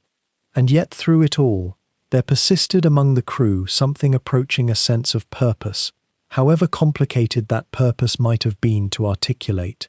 They were on a mission, and that mission, whatever one's personal feelings about it, provided a framework for understanding why one endured the monotony, the cold or heat, the separation from home. The days accumulated, weeks, then months, and each man lived inside the story of the voyage they were collectively creating. They were not merely waiting for something to happen, they were making something happen, even if that something was primarily waiting itself. By the middle months of 1940, the Atlantis had already claimed 6 vessels in the Atlantic, yet her greatest effectiveness would unfold far from German waters, in the vast and quieter waters of the Indian Ocean. The decision to sail south and east, to round the Cape of Good Hope and enter those warmer seas, represented a shift in the ship's entire mission. The Allies, for all their growing vigilance in the Atlantic, had not yet fully imagined that a single commerce raider would venture so far, so deliberately, into waters they believed more or less under control. It was an audacious calculation by Rogge and the German Admiralty, and as the Atlantis turned her bow toward Africa in the late summer of 1940, the hunt she had begun in Europe was about to expand across an ocean wider than most countries. The passage around the Cape brought the ship into a realm of different rhythms entirely. The Atlantic had been cold, tempestuous, crowded with shipping lanes and increasingly with British patrol vessels. The Indian Ocean, by contrast, was vast and sprawling, its trade routes less concentrated, its horizons sometimes empty for days at a time. And yet, it was precisely this emptiness that made it valuable to the German naval command. What they wanted was not merely to sink ships, but to sink them where the Allies could least afford to look, where supplies were thin and responses slow, where a raider might operate in a kind of shadow for months before her presence became undeniable. The Atlantis entered these waters not as a random predator, but as part of a calculated strategy. The Kriegsmarine had conceived of a distributed campaign, a spreading of German naval power across the world's oceans in such thin threads that no enemy could adequately defend every shipping route at once.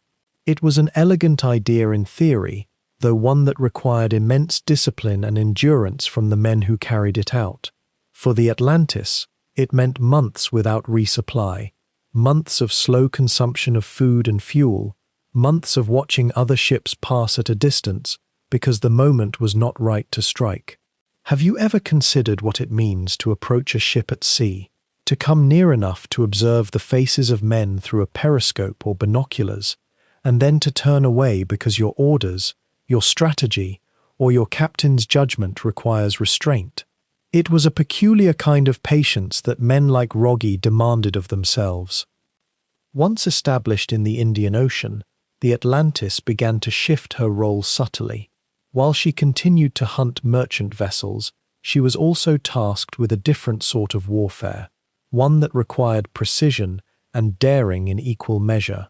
In the waters near Australia, she would lay mines. Not the large defensive minefields that navies use to guard harbours, but scattered fields of them placed in shipping lanes, designed to sink unsuspecting freighters and passenger vessels, to make the waters around Allied ports seem suddenly treacherous and alive with invisible danger. It was a form of warfare that carried a strange abstraction to it. The men who laid the mines would never see the ships they sank. They would never hear the explosion or witness the struggle of drowning sailors. The mines would do that work invisibly, in the darkness between the moment of planting and the moment of detonation, which might come days or weeks or months later. The mining operations represented a turn towards something colder in the war, a move away from the direct confrontation that had characterized the earlier sinkings, where at least Rogge could exercise some judgment about mercy, about the treatment of prisoners. Mines cared nothing for such considerations. Yet the German command reasoned that if mines could disrupt Allied operations in the Indian Ocean, if they could tie up escorts and minesweepers, if they could sow fear into the minds of merchant captains considering whether to sail these waters at all, then they had accomplished something strategically valuable. The Atlantis would lay her mines mostly at night, in carefully calculated positions, and then move on into the vastness of the ocean, leaving behind only the invisible threat. As autumn of 1940 deepened into winter, the Atlantis's presence in these waters began to register on the consciousness of the Allied naval command. Ships were disappearing, freighters and tankers, vessels carrying rubber from Malaya and oil from the East Indies were vanishing without trace or with only fragmentary distress signals before their radios went silent. At first, the disappearances seemed random, unconnected, but gradually, as the weeks accumulated and the pattern became clearer, the Allies began to understand that they were dealing with a surface raider, a disguised warship, operating somewhere in the Indian Ocean with patience and precision. The hunt, which had seemed to be concentrating in the Atlantic, now had to disperse itself across an even vaster theatre. This realization came slowly to the minds of Allied planners, but once it took hold, it demanded action. The Royal Navy, already stretched thin by the demands of the Atlantic and the Mediterranean, by the defense of home waters and the protection of convoys bound for Britain, now had to contemplate sending warships halfway around the world to deal with a threat that might be anywhere within millions of square miles of ocean. How does one hunt an enemy that might be 300 miles away, or 3,000 miles away, that might be disguised as any number of ships, that might change her appearance as easily as a man changes his coat? It was a problem that had no easy solution, and it consumed the attention of admirals and intelligence officers in London and Alexandria and Sydney, keeping them awake with maps and calculations and the constant fear that the next telegram would announce another sunken ship, another lost convoy, another strategic resource disappearing into the depths. The Atlantis, meanwhile, moved with the confidence of a captain and crew that understood they were winning, at least for now. They had been at sea for nearly a year, and the ship was running smoothly. The men had settled into the rhythms of raiding life, and the supplies they had captured from sunken vessels were sustaining them without any possibility of resupply from home. It was a strange existence, to be so entirely dependent on the enemies you were fighting, to know that your breakfast might have come from the hold of a British ship sunk 3 months ago in a different ocean, in a different season. The isolation was profound, but there was also an odd camaraderie in it, a sense that the Atlantis and her crew had passed beyond the ordinary boundaries of warfare into something more primordial, more distant from home, more fully committed to their solitary purpose than any other warship on the seas.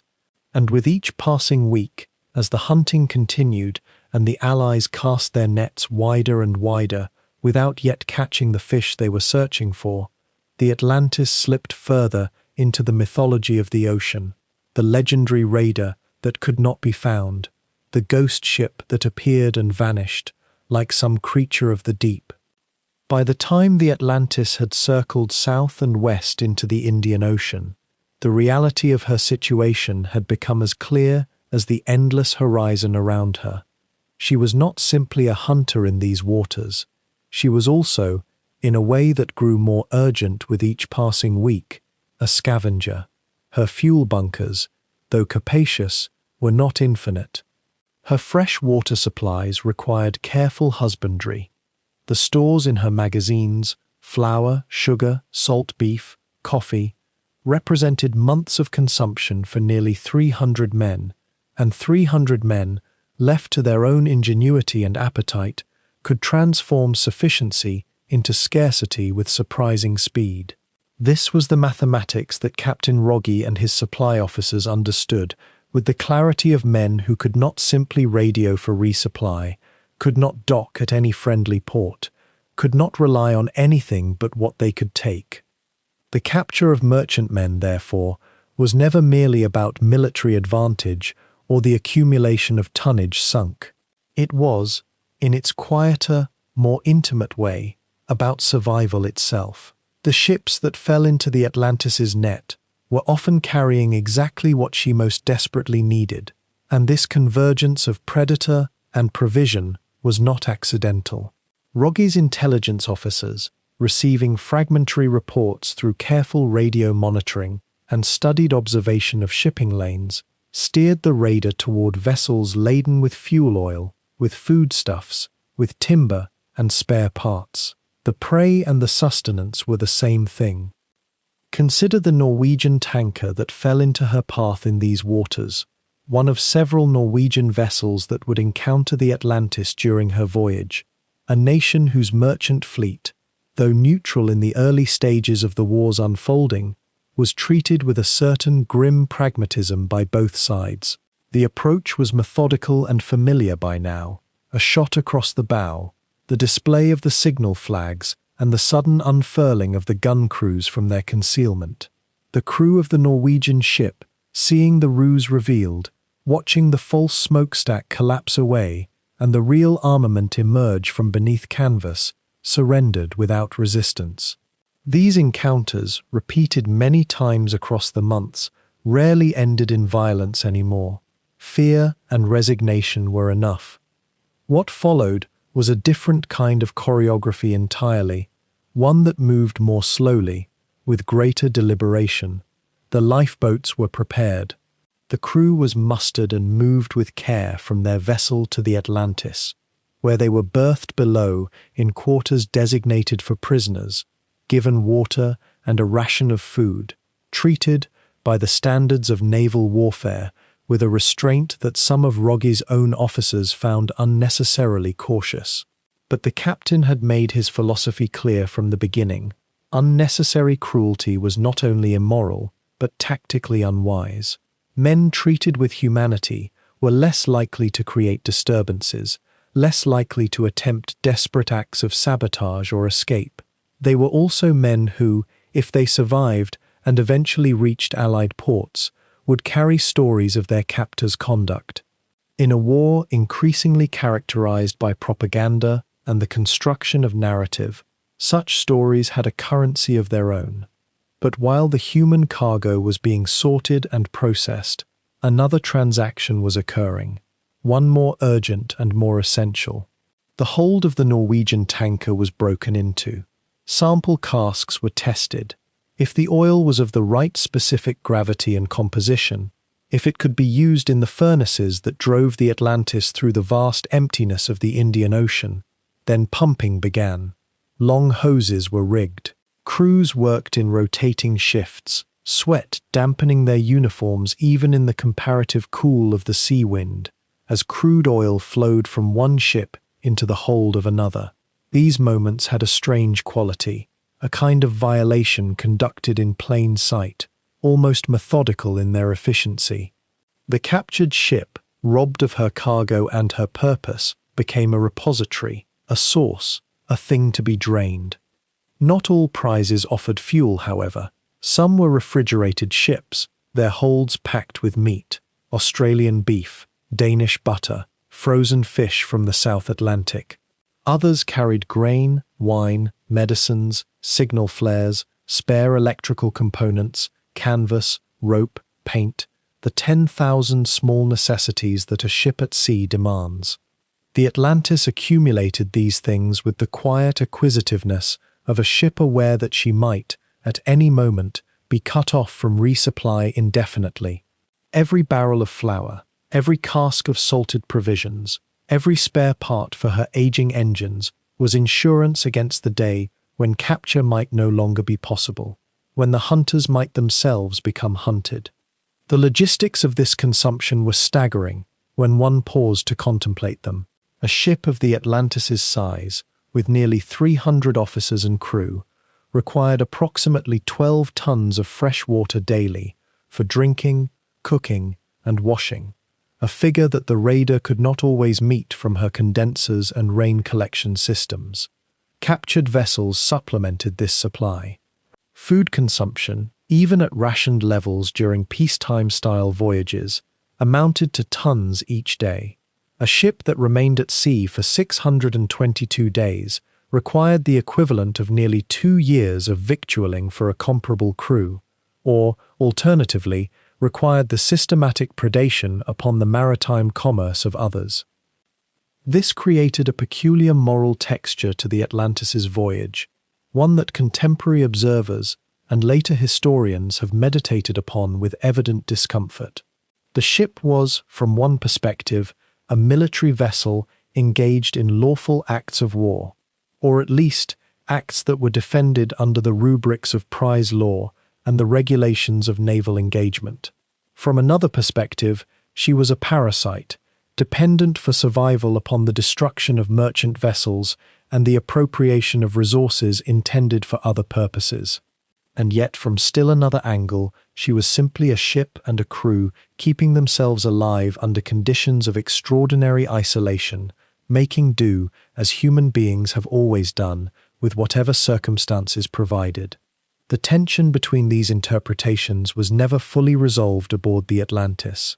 Some officers and men, particularly those of strongly Nazi political conviction, saw the raiding and the appropriation of enemy resources as acts of ideological triumph, proof of German ingenuity and Nordic superiority operating far from the watchful eyes of the Admiralty, free from the constraints of European convention. Others, Rogge perhaps foremost among them, seemed to regard these activities with a kind of weary pragmatism, necessary functions of warfare, to be conducted with as little unnecessary harm or ugliness as circumstances permitted.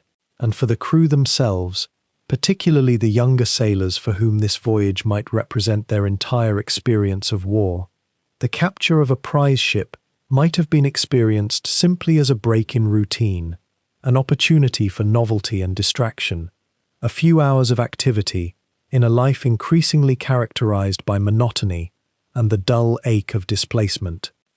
The supplies themselves, once transferred, entered the Atlantis's carefully organized systems. The oil went to the fuel tanks, the food was catalogued and distributed to the galley stores. Spare parts were inventoried and stored, waiting for the moment when some component of the ship's aging machinery might fail and require replacement.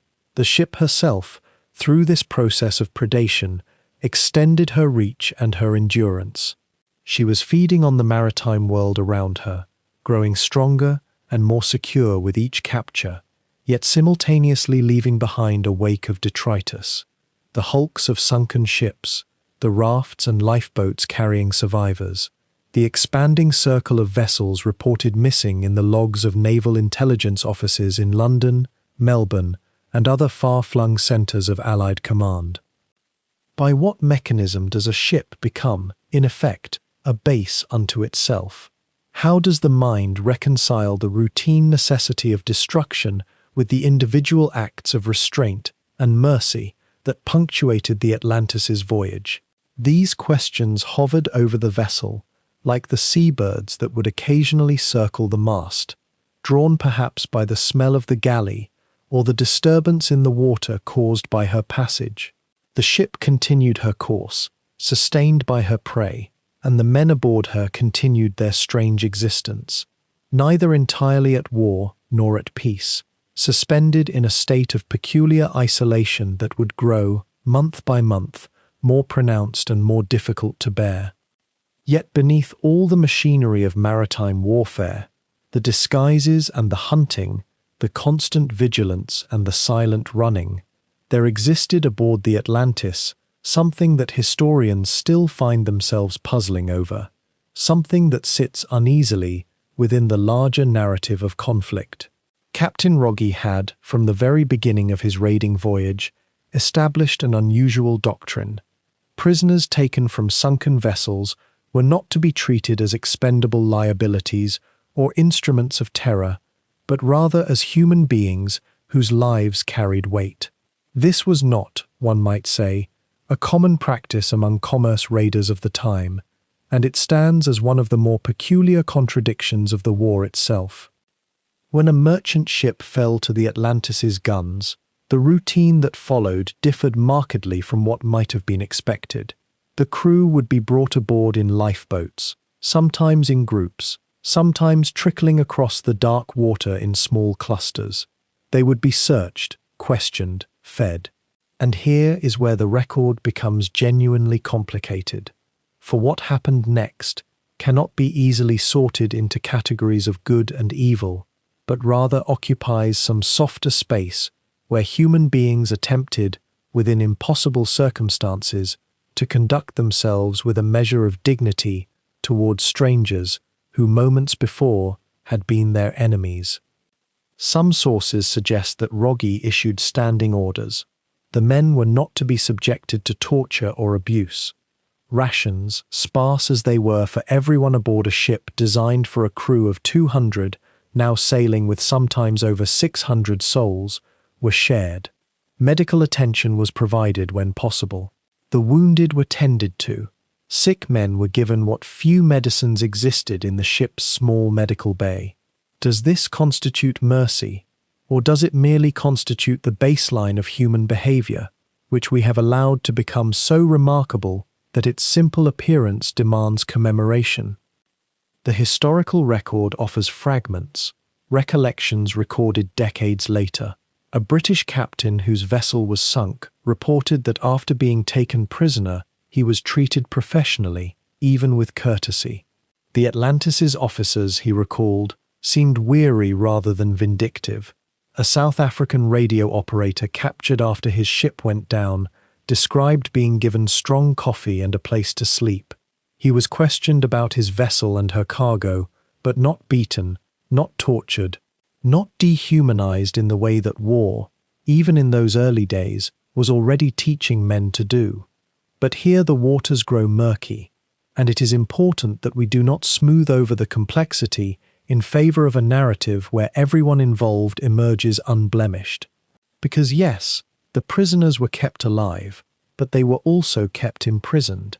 They were confined to the lower decks, locked away when the ship went to battle stations, aware that every moment they remained alive depended upon Rogge's continuing compliance with his own doctrine.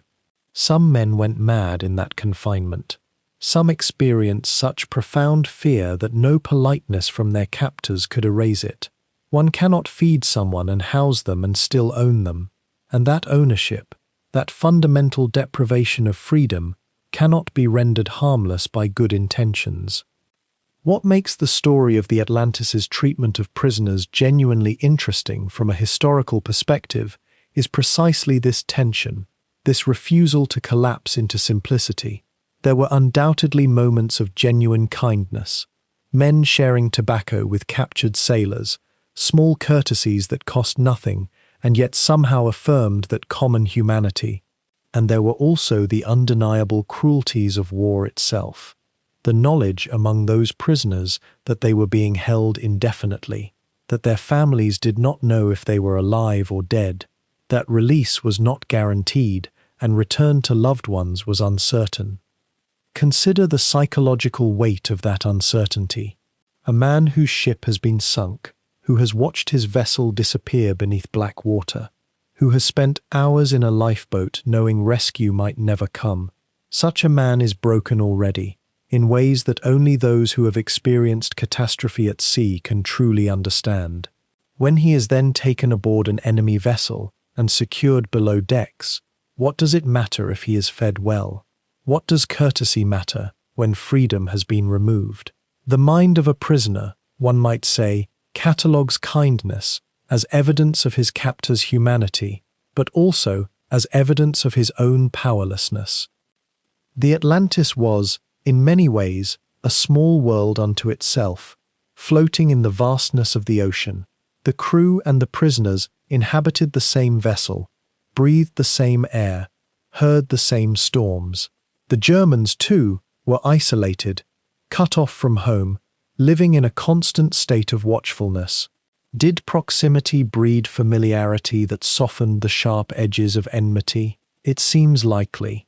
Human beings are not simply machines of ideology, and men living together in close quarters, facing common dangers, often find their ability to hate diminishing in subtle, almost involuntary ways.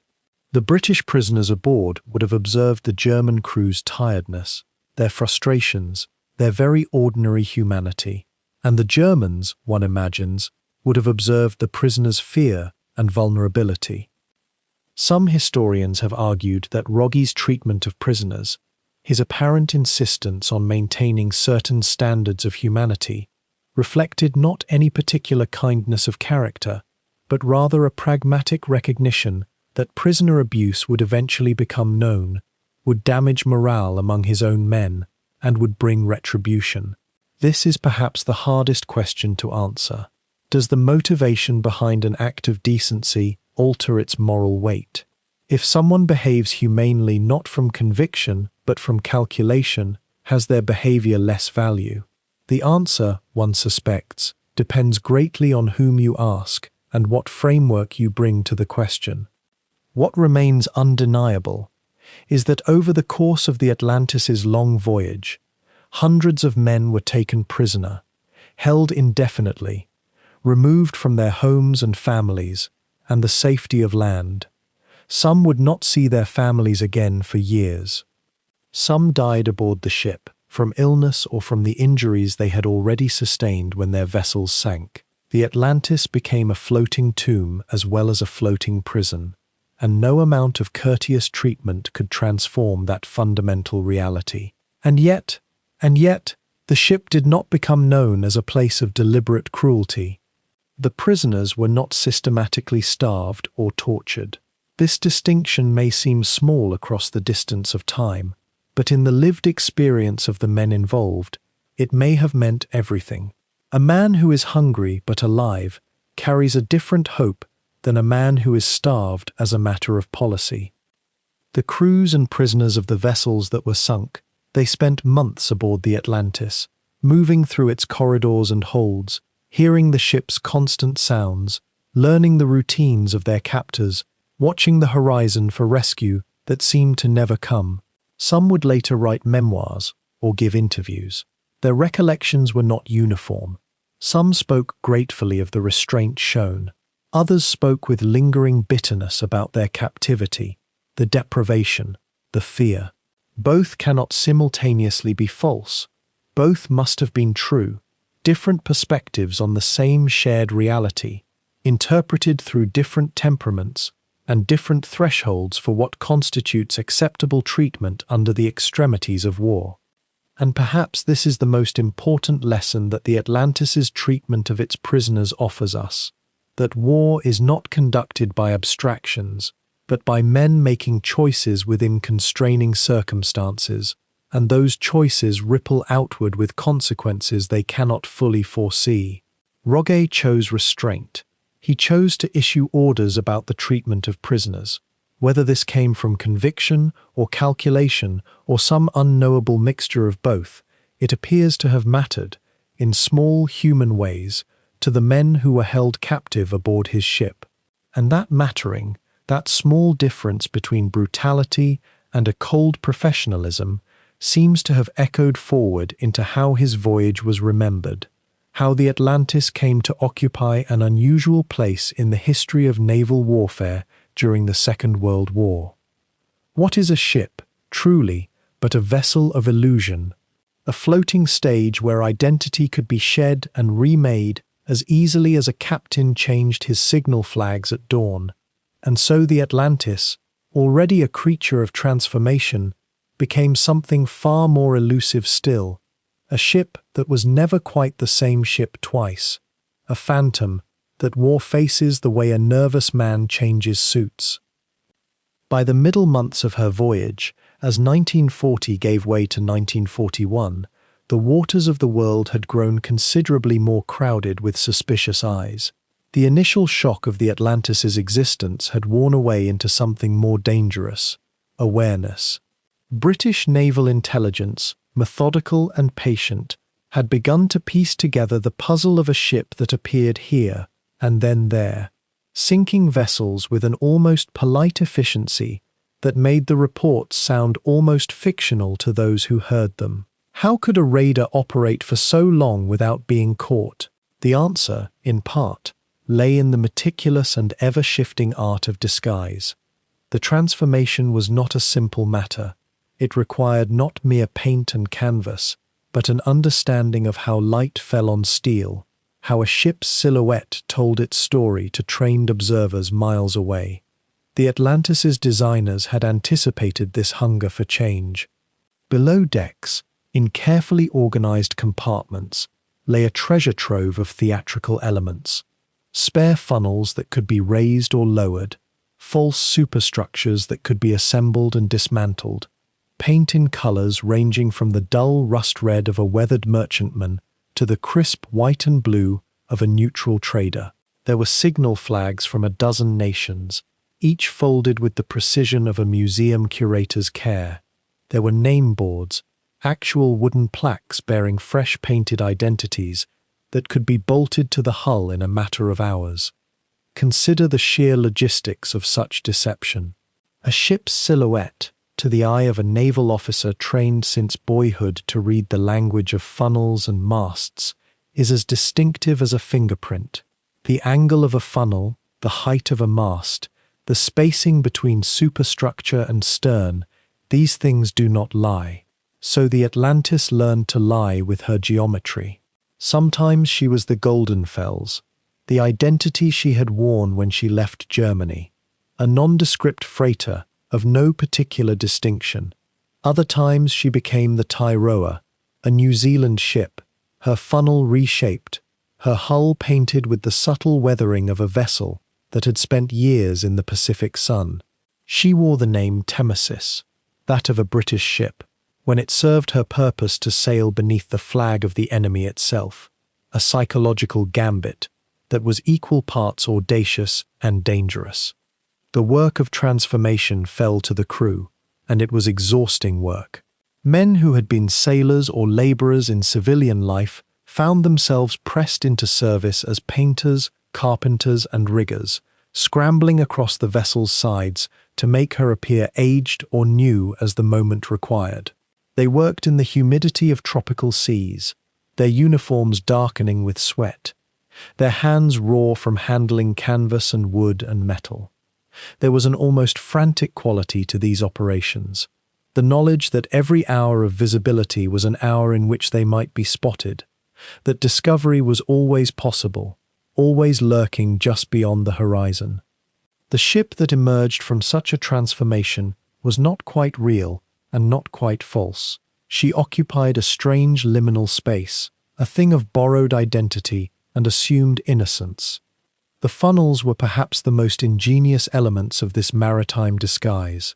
The Atlantis carried multiple funnels, some permanent, some collapsible, some that could be added or removed with surprising speed. A funnel could be raised to increase the ship's apparent height, or lowered, even collapsed entirely, to create a lower, more squat profile. Paint the funnel black, and she became one ship.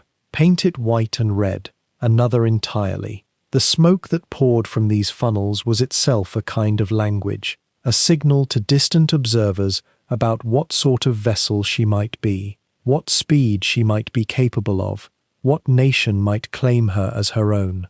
The Atlantis's engineers became masters of this subtle art, learning to produce smoke of precisely the right density and color for the persona she was currently adopting. Men who had worked for weeks to make her appear as one ship would return to their posts only to find, a fortnight later, that she had been remade into something entirely different. The continuous reinvention created a strange psychological distance from the vessel itself. What was the Atlantis, truly? Was she German, or was she British, or Norwegian, or something suspended between all of them and none of them? In some sense, every transformation was both a lie and a truth, for at sea, in the vast and impersonal waters of the Atlantic and Indian Oceans, identity was what you presented, and what you presented was what you were. The net of Allied intelligence was tightening, however, in ways that no amount of paint and camouflage could entirely forestall. Ships that had survived encounters with the Atlantis had radioed descriptions of the raider, had reported her position and her apparent trajectory. Intelligence officers in London and Sydney and other distant ports had begun to correlate the reports, to match the locations of sinkings against the calculated range of fuel and supplies, to construct a phantom profile of a ship that moved with purpose and method through the southern waters. The disguises remained effective, but they were becoming less effective with each passing month. There was a sense, growing subtly among the Atlantis's crew, that the hunters were drawing closer, that the game of transformation and evasion could not go on indefinitely. Yet for now, in these middle months of the voyage, the ship continued her charade with a kind of worn determination. New names were painted on her hull, new flags were raised. The crew, increasingly weary beneath their stoicism, continued to transform her as the circumstances demanded. There was a strange beauty in the futility of it all, the knowledge that these careful disguises were temporary, that they were buying time but not permanence, that eventually, inevitably, the Atlantis would be forced to stop hiding and to show what she truly was. But that reckoning lay still in the future, and for now, in the long, endless passages between prey, she remained what she had always been, a ship of many faces, traveling through the darkness, waiting for dawn. By the middle months of 1940, the rhythm of life aboard the Atlantis had become something altogether different from the adrenaline of those first encounters. The ship had settled into a pattern that would define the coming months, a pattern that was, on the surface, almost lullingly routine, yet underneath carried a current of constant, exhausting alertness that never quite left the minds of those who served her. The days at sea began to blur into one another in a way that few people who have not lived aboard a ship in wartime can truly understand. Morning would arrive with the same pale light filtering through the same portholes, the same creaking of the hull, the same salt-laden air moving through the companionways.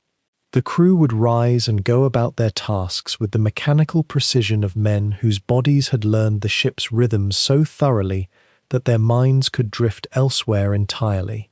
The engineering watch would descend into the heat and noise of the boiler rooms, where the monotony was interrupted only by the need to monitor gauges and maintain the steady throb of the engines.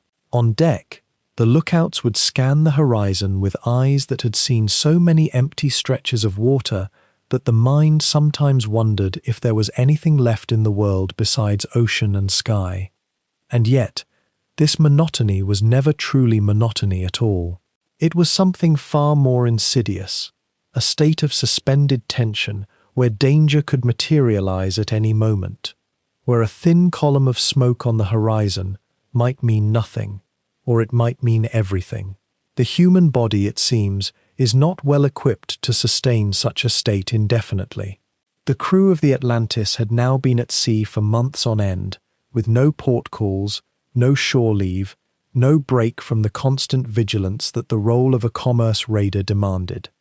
There was no knowing how long they would need to remain at sea, no calendar marking down the days until home leave, no relief in sight. The toll of this began to show itself in ways both subtle and unmistakable. Men who had been robust when they departed Germany found themselves growing thin and hollow-eyed. A persistent lethargy seemed to settle over the ship, as though the very air had grown heavier with each passing week. The galley, normally a place where even the hardest men could find a small measure of comfort through food, began to feel like a warehouse of monotonous necessity.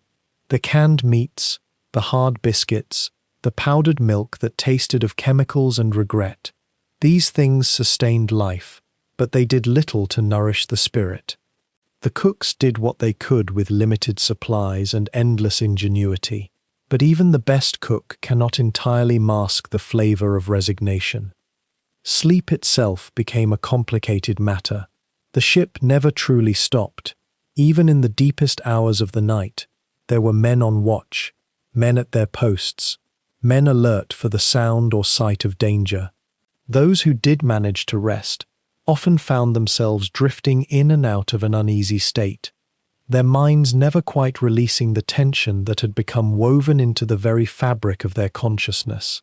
The hammocks swayed with the motion of the ship, and some men found this rhythm comforting, while others found it merely another constant that prevented true rest.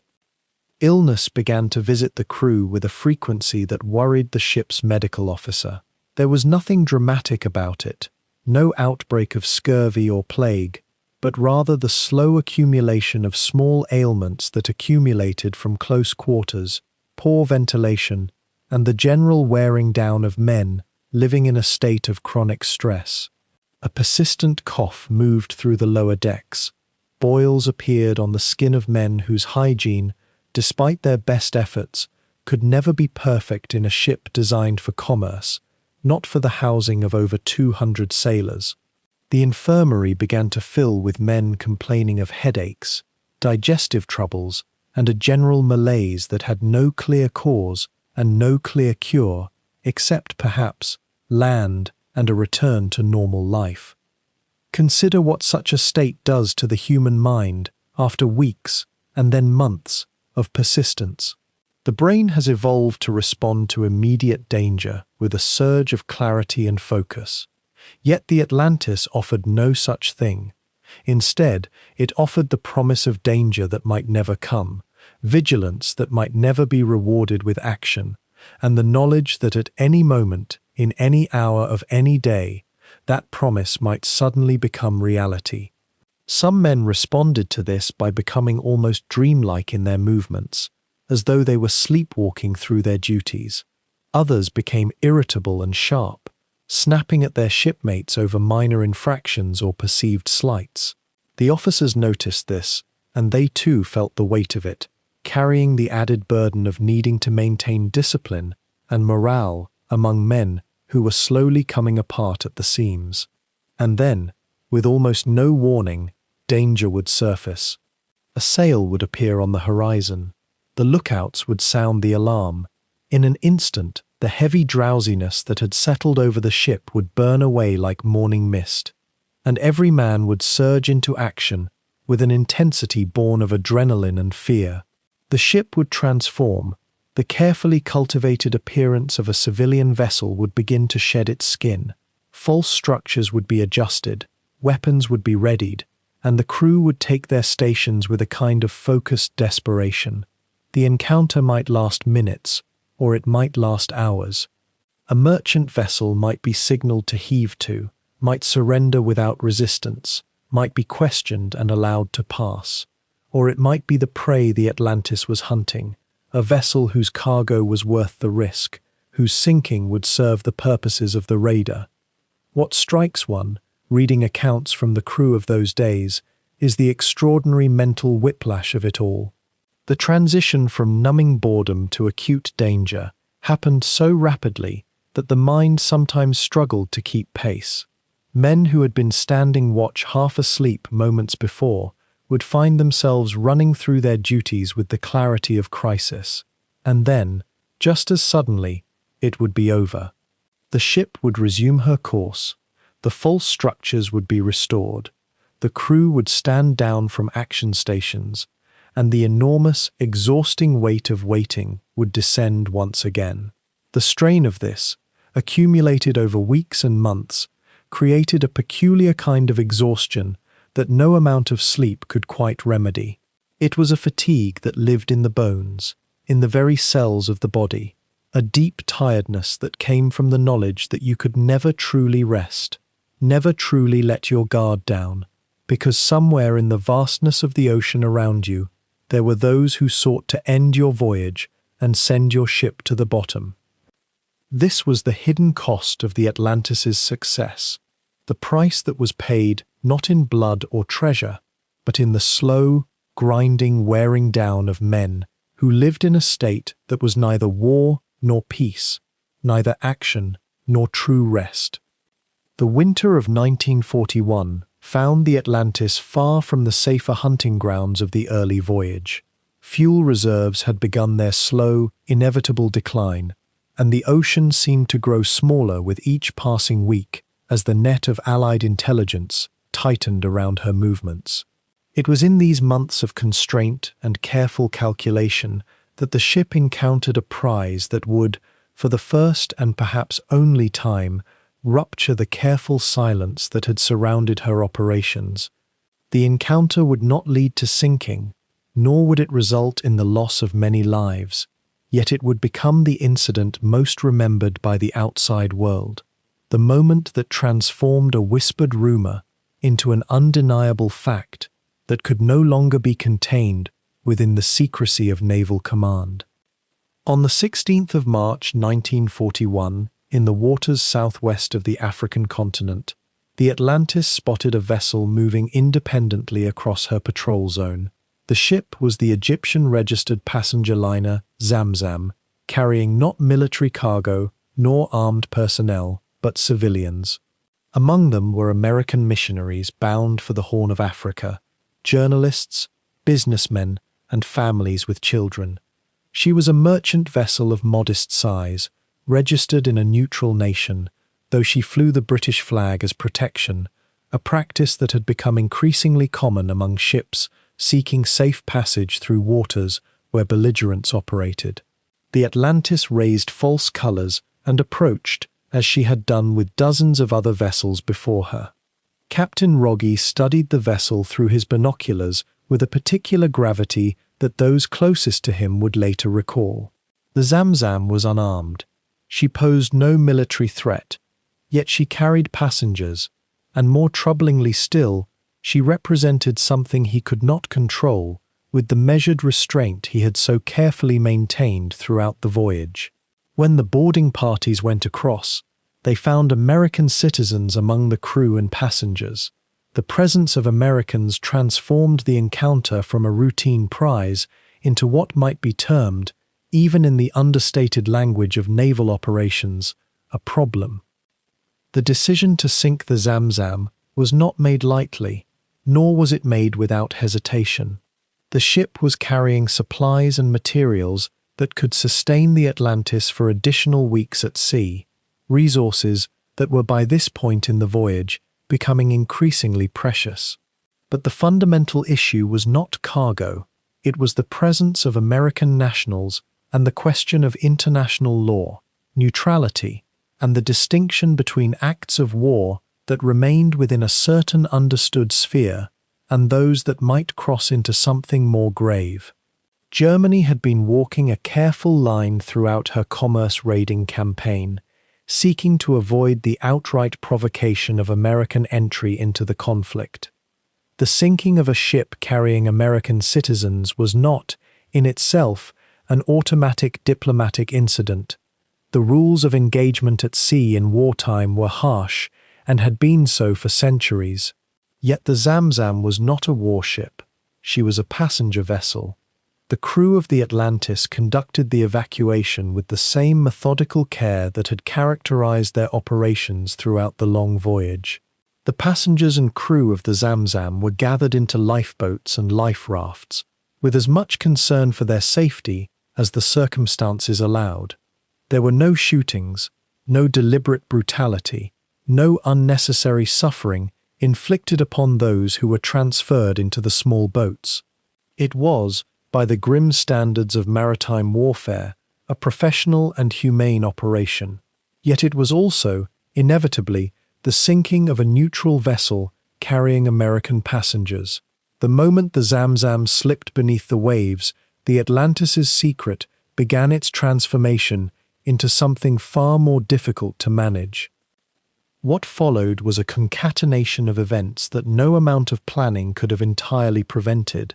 The passengers and crew of the Zamzam, rescued eventually by other ships and ferried to ports where they could communicate freely, carried with them detailed descriptions of the raider that had sunk their vessel. They could describe her silhouette, her behavior, the accents of her crew, the apparent nationality of her command. American journalists were among the survivors. American missionaries who had experienced the encounter firsthand could speak to newspapers about what they had witnessed. The story did not remain contained within the confidential circles of naval intelligence. Within weeks, it had emerged into the public sphere, reported in American newspapers, discussed in Congress, and transmitted through diplomatic channels between Washington and London. The sinking of the Zamzam became, for many Americans, their first concrete evidence that the commerce raiding campaign was not some distant abstraction, but a real and present danger operating in waters that were nominally open to neutral traffic. The presence of American citizens among those saved from the wreck transformed it from a naval footnote into a human story. Families in America read about the experiences of their countrymen. Missionaries described their ordeal. Journalists filed reports that spread across newspaper editorial pages. What had been successfully hidden for more than a year of the Atlantis's operations suddenly became visible and undeniable. The German leadership, contemplating the diplomatic fallout, recognized immediately that something fundamental had shifted. The sinking itself was not exceptional in the context of commerce raiding. Ships had been sunk before, crews had been rescued, the procedures had been followed with restraint, yet the presence of American nationals transformed the legal and diplomatic character of the incident in ways that were difficult to manage through ordinary military or intelligence channels. Some commanders might have viewed the sinking as a necessary application of military necessity. Others might have questioned whether the caution that had been so carefully observed throughout the voyage might not have been extended in this particular case. For Captain Rogge himself, the incident seems to have represented something of a moral weight, though the historical record is sparse in capturing his private reflections. He had conducted his campaign, by and large, according to a philosophy of restraint that was notable for its era. The Zamzam represented a moment where that restraint met the realities of total war, and the outcome was ambiguous in its moral dimensions, even as it was clear in its practical consequences. The incident did not lead to American entry into the war. That would come months later for entirely different reasons. Yet it contributed to an accumulation of awareness, a gradual crystallization of the truth that the Atlantic was not a safe or neutral space, that American interests and American lives could be and would be affected by the conflicts raging elsewhere in the world. In the quieter moments that must have followed aboard the Atlantis, as she slipped deeper into the Indian Ocean and the crew adjusted their routines to continue their long voyage, there may have been a certain recognition that the voyage was beginning its final phase. The sinking of the Zamzam had not destroyed the raider's capacity to continue operations. It had not brought her to the bottom of the ocean, yet it had lifted her actions from shadow into light. And once a secret is revealed to the world, it cannot be wholly reconcealed. The hunters would be more alert now. The search would be more focused.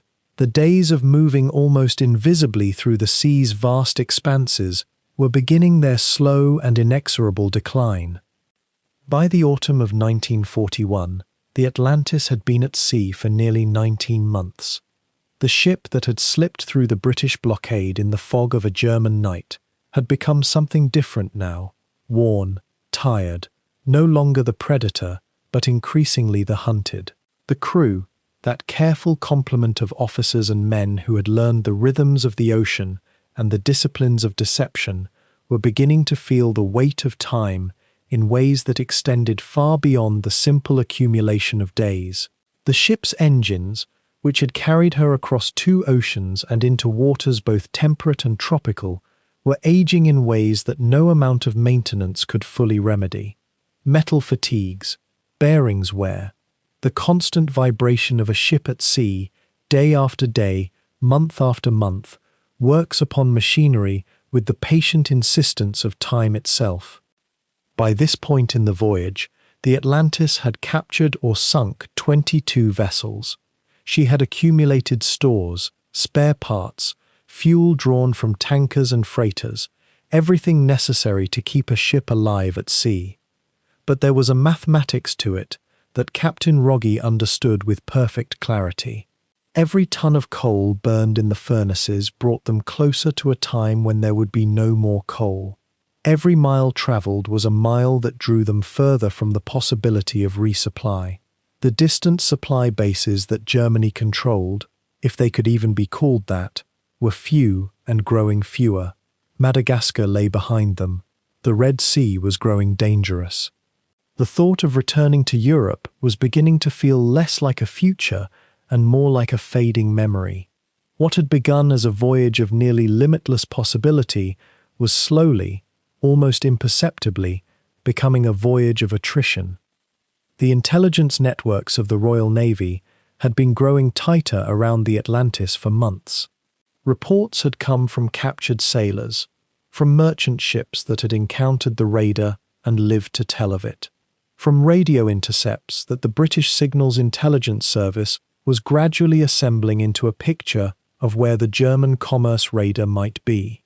The Admiralty, that ancient instrument of British naval power, did not forget such things.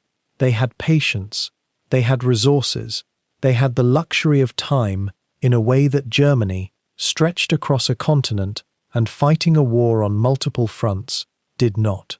British warships had been dispatched to various parts of the Indian and Pacific Oceans. Cruisers and destroyers, ships with far greater firepower than the Atlantis carried, were beginning to quarter the waters that the raider had come to know as her hunting grounds. The question that began to occupy the minds of the officers aboard the Atlantis was not whether they would be caught, but when. Roget, that thoughtful commander who had proven himself to be both a capable sailor and a man of certain restraint in his conduct of warfare, had to consider the terrible calculus of command. He had fuel for perhaps another few months of travel, at modest speeds. The ship's engines were becoming unreliable, the British were searching, and Germany, whatever its situation might be in Europe, could offer him no relief, no rescue fleet, no promise of extraction. There was a kind of psychological exhaustion that accompanied this realization, something that spread through the crew in ways that were difficult to articulate but easy to recognize. Men who had performed their duties with discipline, and even, in moments, with a kind of quiet professionalism, began to show the signs of strain. The monotony that had characterized so much of the voyage, that endless expanse of empty ocean and repetitive duty, now began to take on a different quality. It was no longer the simple monotony of boredom, it had become the monotony of waiting. The ship that had once moved with purpose across the seas now seemed, to many aboard her, to be drifting toward a conclusion that everyone could foresee but no one could prevent. The crew's quarters, those cramped spaces below decks where sailors slept and lived in the tight quarters of a warship, seemed to grow more oppressive as the months wore on. The ventilation systems that had been adequate in the cooler waters of the Atlantic now seemed barely sufficient in the tropical heat. The food, though carefully rationed and managed by men who understood the importance of maintaining morale through nourishment, began to show the wear of long voyage. Flour that had been at sea for nearly 2 years, biscuits that had absorbed moisture and begun to spoil, provisions that could no longer be freshly resupplied from the captures that had once provided such bounty. Illness began to make its appearance with greater frequency. Not dramatic illness, not the kind of catastrophic outbreak that would have been recorded in the ship's log as a crisis, but the quiet, persistent illnesses that come from living too long in too close quarters, from the accumulation of tropical heat and salt water and the simple human fragility that no amount of discipline can entirely overcome. Men developed tropical ulcers that would not heal. They suffered from dysentery. They experienced the peculiar fevers that come from prolonged exposure to equatorial waters. The ship's medical officer did what he could with the supplies that remained, but it was an unending battle against the simple fact of human bodies wearing down under stress and confinement. The engineers who worked in the engine rooms, those men who bore perhaps the greatest burden of sustaining the ship's voyage, were particularly affected. The heat in the engine rooms of a coal-burning ship in tropical waters could reach temperatures that seemed almost unimaginable, over 130 degrees Fahrenheit in some places, in spaces where the very walls seemed to radiate the accumulated heat of burning fuel. They stood watch in 4-hour shifts when they could, though increasingly the watch rotations had to be adjusted because men could not sustain such exposure for the full period. The work of maintaining the engines, of watching the pressures in the boilers, of monitoring the flow of water and fuel, was endless and exhausting. And as the engines aged, the demands grew greater, not lesser. More attention was required, more careful management, more prayer that the machinery would continue to function. Roget himself bore the weight of all of this with the particular burden that rests on the shoulders of command. The isolation of being captain of a ship, a reality that intensifies on a long voyage, had become almost tangible by this point in 1941. He carried the knowledge of the fuel situation, the knowledge of the ship's declining mechanical reliability, the awareness of the tightening net of British naval forces. He could not share all of this knowledge with the crew in its full weight, because the maintaining of hope and discipline is part of what command requires. But he carried it nonetheless, this invisible cargo of awareness, understanding, and the cold mathematics of diminishing options. There were moments, perhaps, when Rogge looked at the ocean around the Atlantis and wondered if this would be where it ended. Not in some heroic final battle, though such a battle would eventually come, but simply here, in these waters, with engines failing and fuel running low and the Royal Navy drawing ever closer. The ship that had seemed, 18 months earlier, to have unlimited horizons and unlimited possibilities was now navigating toward a conclusion that had begun to feel almost inevitable. The voyage that had begun in the fog of a German night was approaching a different kind of darkness, not the darkness of night, but the darkness of ending, of a ship's story reaching its moment of reckoning. By late November of 1941, the Atlantis had been at sea for more than 600 days, and the mathematics of survival had begun to work against her in ways that no amount of cunning could fully remedy. Fuel reserves had dwindled to a critical margin. The engines, which had carried her across vast stretches of ocean, were beginning to show their age and strain. Captain Rogge knew that their position in the South Atlantic, though relatively distant from the main theatres of naval activity, was no longer a sanctuary. The Royal Navy's intelligence networks had grown sharper, their patrols more methodical, and the invisible cordon around the radar was tightening with each passing week. The ship needed supplies, fresh fuel most urgently, and Rogge had begun to contemplate a rendezvous with a U-boat that might provide enough resources to sustain them through the coming months, or at least to facilitate a homeward passage to occupied France. On the morning of November 22nd, in waters southeast of St. Helena, the watch spotted smoke on the horizon. It was the kind of moment that had repeated itself countless times during the voyage, but this sighting carried a different quality of dread. The silhouette, as it drew gradually nearer across the grey Atlantic swells, belonged to no merchant vessel. The outline was distinctive, unmistakable to any trained sailor's eye. It was a British heavy cruiser, the HMS Devonshire, a ship of considerable firepower and armour, far superior, in almost every measurable way, to the disguised raider that waited in her path. What followed was not an immediate engagement, but rather something more psychologically tense, a prolonged moment of confrontation that stretched across hours like a slowly tightening cord. The Atlantis's crew, by now acutely attuned to danger, went to quarters with practiced efficiency. The ship's disguise was adjusted once more, flags hoisted to suggest a neutral or friendly identity, yet everyone aboard understood that deception had likely reached its limit. Rogge made a calculated decision not to flee at full speed, which would have immediately revealed the ship's true nature and invited pursuit at the outset. Instead, he chose a course of apparent innocence, maintaining a normal sailing pattern while subtly positioning the Atlantis for engagement. What was remarkable, and what many accounts of the encounter emphasize, was the composure that Rogge displayed even as his command approached what seemed an inevitable and catastrophic end. The distance between the two vessels closed with terrible, irrevocable slowness. Modern warfare at sea, by that stage of the conflict, had become a matter of detecting the enemy first, and then delivering overwhelming firepower before the other side could respond effectively. But in this case, there was no moment of surprise to be gained. The Devonshire commander, alert and cautious, would certainly have suspected that this was not a harmless merchantman. The tension accumulated in the silence of that approach, in the steady drum of engines on both sides, in the knowledge shared by hundreds of men that within minutes, or perhaps seconds, cannon fire would begin to erupt across the water and one or more ships would be burning.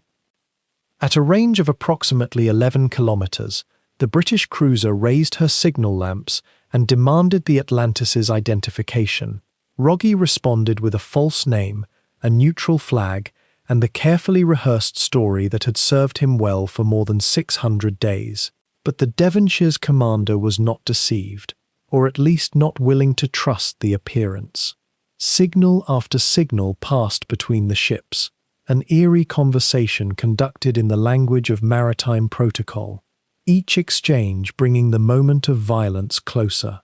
When the British cruiser finally opened fire, the first salvo struck near enough to serve as an unmistakable ultimatum. The game was over. The Atlantis could no longer pretend to be anything other than what she was, an armed raider of the Kriegsmarine, now cornered and facing destruction.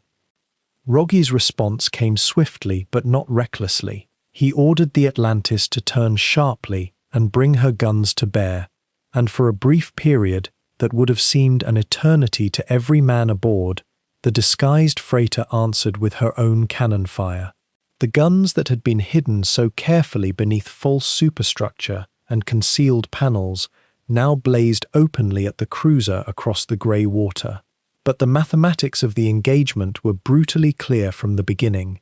The Devonshire was faster, more heavily armoured, and carried guns of superior calibre. The Atlantis, despite her crew's discipline and the accuracy of their gunnery, was a converted merchant vessel fighting an opponent specifically designed for naval combat. The British cruiser's return fire was devastating. Shells struck the Atlantis repeatedly, tearing through her hull, igniting fires that spread with appalling speed through the ship. The crew, which had endured 622 days of tension and fatigue, now faced the physical reality of their vessel being torn apart around them. The bridge was struck. Compartments below decks flooded with seawater and flame. Engineers and sailors who had become accustomed to the rhythms of a ship underway now found themselves fighting for their lives, abandoning stations as fires became impassable, struggling toward the deck and the lifeboats that represented their only hope of survival. The battle itself lasted only a brief span of time, perhaps a quarter of an hour of intense, concentrated violence, but it represented the culmination of everything the voyage had been: the endurance, the strategy, the constant calculation of odds and risks. Rogge, ever the professional officer, maintained his composure throughout the engagement, directing what fire his remaining guns could produce, attempting to maximize the damage inflicted on the Devonshire, even as his own ship was visibly dying beneath his feet. There was, in his actions during those final moments, a kind of quiet dignity, an adherence to duty and military tradition, even in the face of obvious defeat. As the Atlantis's list became more pronounced, as more of her hull disappeared beneath the surface of the cold Atlantic, the order came to abandon ship. The crew clambered into lifeboats and rafts, leaving behind not merely a vessel, but the embodiment of 622 days of extraordinary endeavour. The ship that had become a ghost upon the oceans, that had eluded the world's most powerful navies through cunning and seamanship, that had captured and sunk 22 merchant vessels across millions of nautical miles, finally succumbed to the direct confrontation she could not avoid. The Atlantis slipped beneath the surface into the cold depths, and with her went the careful records, the logs, the physical evidence of an entire epoch of oceanic warfare, conducted by a single, remarkable ship and the men who had served aboard her. The impact had been immediate and catastrophic. In those first moments after the shell from HMS Devonshire had found its mark, the Atlantis was already beginning her descent into the Indian Ocean. Fire spread through the engine room with a terrible, hungry deliberateness, consuming the chambers where her crew had laboured for more than 600 days. The ship's systems that had kept her alive, that had nursed her through impossible distances and countless deceptions, were now burning away. And yet in that chaos, something remarkable began to unfold. Captain Rogge moved through the vessel with a steadiness that seemed almost dreamlike. The orders came quietly, methodically. Abandon ship, but these were not the panic directives of a captain fleeing his sinking vessel. They were the measured instructions of a man who had spent months preparing for precisely this catastrophe, a captain who knew that the difference between survival and massacre often came down to whether one crew member could keep another from drowning in fear. The Atlantis carried lifeboats and rafts. She carried life jackets and emergency supplies. More importantly, she carried a crew who had learned to trust their captain during the long, grinding months of isolation and danger. The evacuation unfolded with what witnesses would later describe as an almost haunting grace. Men moved to their stations, lowered boats into the heavy swells, helped one another over the rails and into the water. Some waded, some were lowered on lines, some simply slipped into the dark ocean in life jackets and waited for rescue. The ship sank more slowly than one might expect, as if the old freighter, the Golden Fells transformed, wanted to give her crew every possible moment to escape her dying frame. Her stern rose higher and higher into the night sky, her bow already submerged, water pouring into the companionways where men had slept and eaten and endured the monotony of confinement. Around 600 men were suddenly in the water or clinging to rafts, spreading across the ocean in the darkness. And somewhere out there, somewhere in the vast emptiness of the Indian Ocean, a U-boat was listening. The submarine U-126 had been tracking the Atlantis's position for days, playing the role of escort and supply ship. Her captain, Ernst Bauer, was already moving his vessel toward the coordinates where the raider had made her stand against the Devonshire. Within hours, the surfaced U-boat emerged from the darkness, her silhouette cutting through the swells. And what followed was an operation that would become legendary in naval history, a maritime rescue that seemed, to many who witnessed it, almost impossible. A U-boat of the era could carry perhaps 40 or 50 additional men before becoming dangerously overloaded. The Atlantis crew numbered 620. How does one rescue 600 men using a submarine? The answer lay in improvisation, in ruthless efficiency, and in the presence of other vessels that Rogge had summoned by radio. The Abellona, another German supply ship, was also racing toward the coordinates.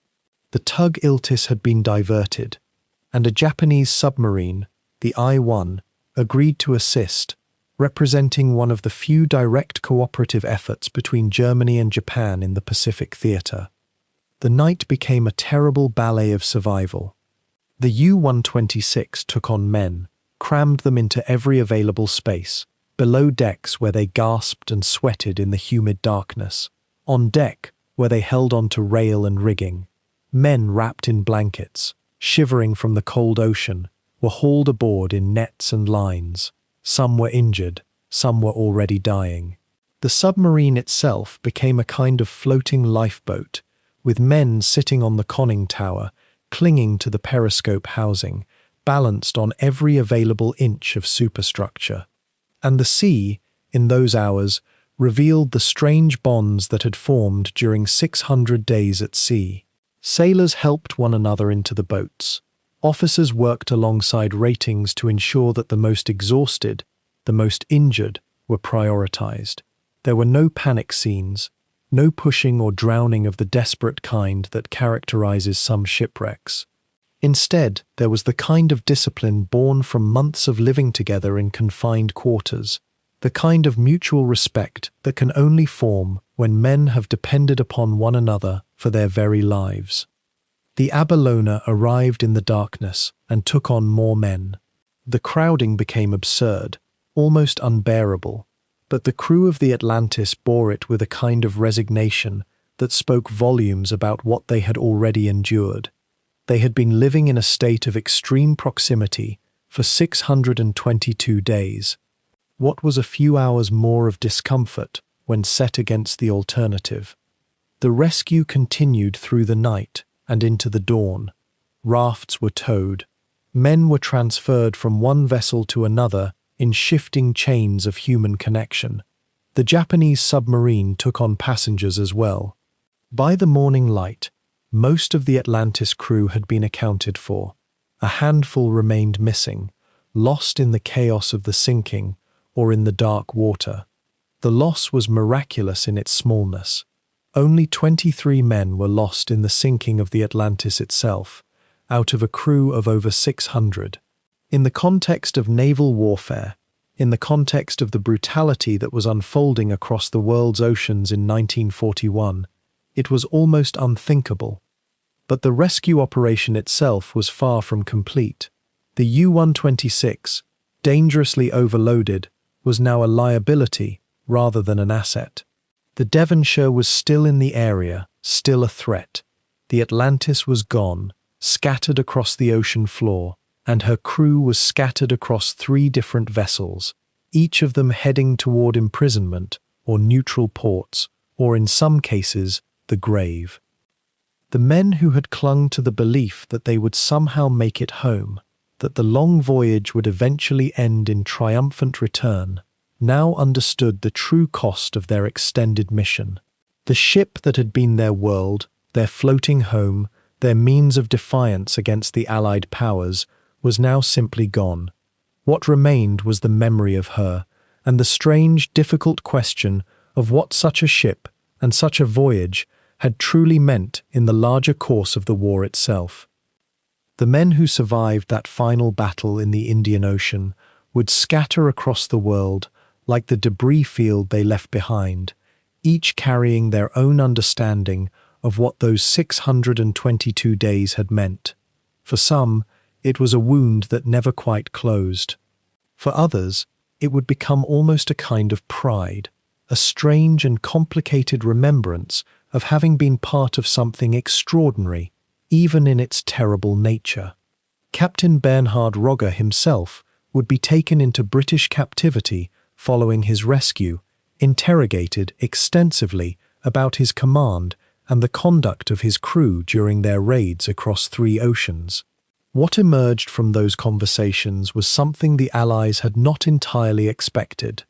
Here was a man who spoke of naval warfare with an almost classical sense of restraint, who had kept a careful log of every vessel sunk, who had sought, within the framework of his impossible orders, to minimize unnecessary suffering. The British officers who debriefed him found themselves in the curious position of having to reconcile the figure before them, measured, thoughtful, seemingly principled, with the commander of a ship that had nonetheless sent dozens of merchant vessels and their crews to the bottom of distant seas. It was a tension that would never fully resolve, and perhaps it never could. War does not permit such neat conclusions.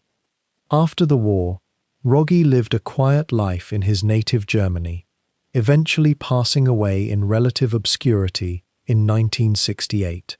He had become, in a sense, a ghost of his own legend. Some in the German naval community continued to regard him with respect, pointing to his record as evidence that even in the machinery of total war, individual conscience could find expression. Others saw him differently, or chose not to see him at all. The ambiguity was perhaps the truest inheritance he left behind, a reminder that history rarely offers us figures of pure heroism or unambiguous villainy, but rather complex men making impossible choices within systems designed to prevent exactly that kind of individual judgment.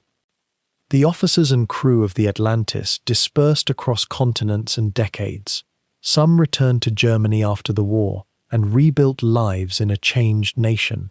Others remained abroad, carrying their memories in smaller, more private ways. The wireless operators who had maintained that vigilant silence for so long, listening always for the engines of hunting ships, found themselves returning to civilian radio work, the wartime urgency draining gradually away into routine. The men who had served as gun crews, who had learned to recognize the silhouettes of merchant vessels and the distinctive masts of Allied warships, sometimes took positions in peacetime navies or merchant services, their expertise and their trauma inseparable companions. A few simply withdrew from the world of ships entirely, as though the sea itself had become too freighted with memory. The question of what the Atlantis voyage actually accomplished remains one of those curious historical riddles that does not yield a simple answer. In strictly material terms, the ship and its systematic captures and sinkings had removed significant tonnage from Allied merchant convoys, somewhere in the region of 144,000 tons across 22 vessels, though the exact figures have been subject to historical debate and revision. That was real damage to the Allied war effort, genuine strategic consequence, and yet, set against the vast industrial capacity of Britain and the United States, set against the millions of tons of shipping that would be constructed or converted throughout the war years, the Atlantis's contribution to the outcome of the conflict was marginal at best. A single ocean liner, however efficiently employed, could not turn the tide of global industrial warfare. What the Atlantis did accomplish, however, was something perhaps more durable than tactical victory. It demonstrated the possibility of commerce raiding in the modern age, proved that a single well-commanded and well-maintained vessel could remain at sea for nearly 2 years, avoiding detection across vast distances and multiple ocean basins. It showed that the romance of the sea, the idea of a ship as an instrument of individual will and imagination, had not entirely vanished from naval warfare, even in an era increasingly dominated by radio detection and aircraft and industrial production on an unprecedented scale. In that sense, the Atlantis was almost anachronistic, a final chapter in a story that the technology of the 20th century was already writing toward its close. In the decades following the war, naval historians would return again and again to the Atlantis and her commander, trying to extract meaning from that long voyage. The ship became a kind of prism through which different perspectives on naval conflict could be examined. Some saw her as an example of how individual skill and determination could transcend ideology and brutality. Others viewed her as emblematic of the Kriegsmarine's strategic weaknesses, the way the German Navy attempted to wage war against vastly superior industrial opponents through cleverness and audacity, rather than the massive material production that would ultimately determine the outcome. Still others used the Atlantis as a lens for examining the ethics of commerce raiding itself. The strange and complicated question of how one treats the crews of merchant vessels in time of war. The ship herself, or what remained of her, descended into that peculiar afterlife that befalls shipwrecks in deep ocean water. The hull sank slowly into the abyssal depths of the Indian Ocean, subject to the enormous pressures and the cold darkness that wait beneath even the most well-traveled sea lanes. In time, the metal would corrode, the internal structures would collapse inward, and the Atlantis would become dust and scattered fragments on an ocean floor that few would ever visit. Yet in memory and in historical record, she remained vivid, detailed, accessible in ways that the actual physical ship could never be after her sinking. Through accounts and logs and the recollections of survivors, the Atlantis continued to exist in the minds of those who studied her history. The voyage of 622 days took on, in retrospect, an almost mythic quality. It was long enough to feel like an entire lifetime compressed into a mission, short enough that those who experienced it could reconstruct it with considerable detail and emotional acuity. The crew members who survived and eventually published accounts or gave interviews added layers of memory and meaning to the bare facts of navigation, fuel consumption, and tonnage sunk. They spoke of the peculiar bonds that formed among men locked together on a warship for that extended duration, the way shared danger and tedium and the simple proximity of life at sea could create ties that transcended the ordinary hierarchies of military command. They remembered the humor that emerged in dark moments, the small kindnesses between officers and enlisted men that violated regulations but expressed something deeper about human nature under pressure. And yet, as the years moved forward, and the 20th century advanced toward its end, the Atlantis began to fade from public consciousness, becoming more the concern of specialists and enthusiasts than the general historical imagination. This was perhaps inevitable. The Second World War itself receded, becoming history rather than living memory, as those who had experienced it directly aged and passed away. New wars emerged, new ships, new dramas of naval conflict. The particular story of one German commerce raider, however remarkable in its details, could not maintain its hold on collective attention indefinitely. The ocean depths that had claimed the Atlantis began to claim her memory as well, slowly, gradually, drawing her down into a deeper obscurity than even the physical sinking had accomplished. What remained, though, was the essential fact of the voyage itself, that undeniable accomplishment of 622 days at sea without return to port, without the support of a vast naval infrastructure, sustained by ingenuity and vigilance, and the continued good fortune of avoiding detection. It was a record that would not be equaled during the Second World War, and the cumulative historical scholarship around it would ensure that at least within specialized circles, the Atlantis and her crew would not be entirely forgotten. Naval academies would assign readings about her operations. Historians would continue to debate the tactics and strategy involved. The question of Captain Rogge's legacy would be revisited, reconsidered, and contextualized within changing understandings of military ethics and individual responsibility during wartime. Perhaps the truest memorial to the voyage of the Atlantis was the way it invited reflection on the complex relationship between individual courage and moral ambiguity, between the technical mastery and human drama of naval warfare, and the vast impersonal forces that ultimately determine the outcomes of global conflicts. It was a story that had no simple moral conclusion, and perhaps that was precisely why it endured in the historical record, persistent and unresolved, a reminder that even the most comprehensively documented historical events retain zones of genuine ambiguity, questions that cannot be finally settled, meanings that shift and change with the perspective of each new generation seeking to understand what transpired on those distant seas so many decades ago. The ocean remembers what men forget.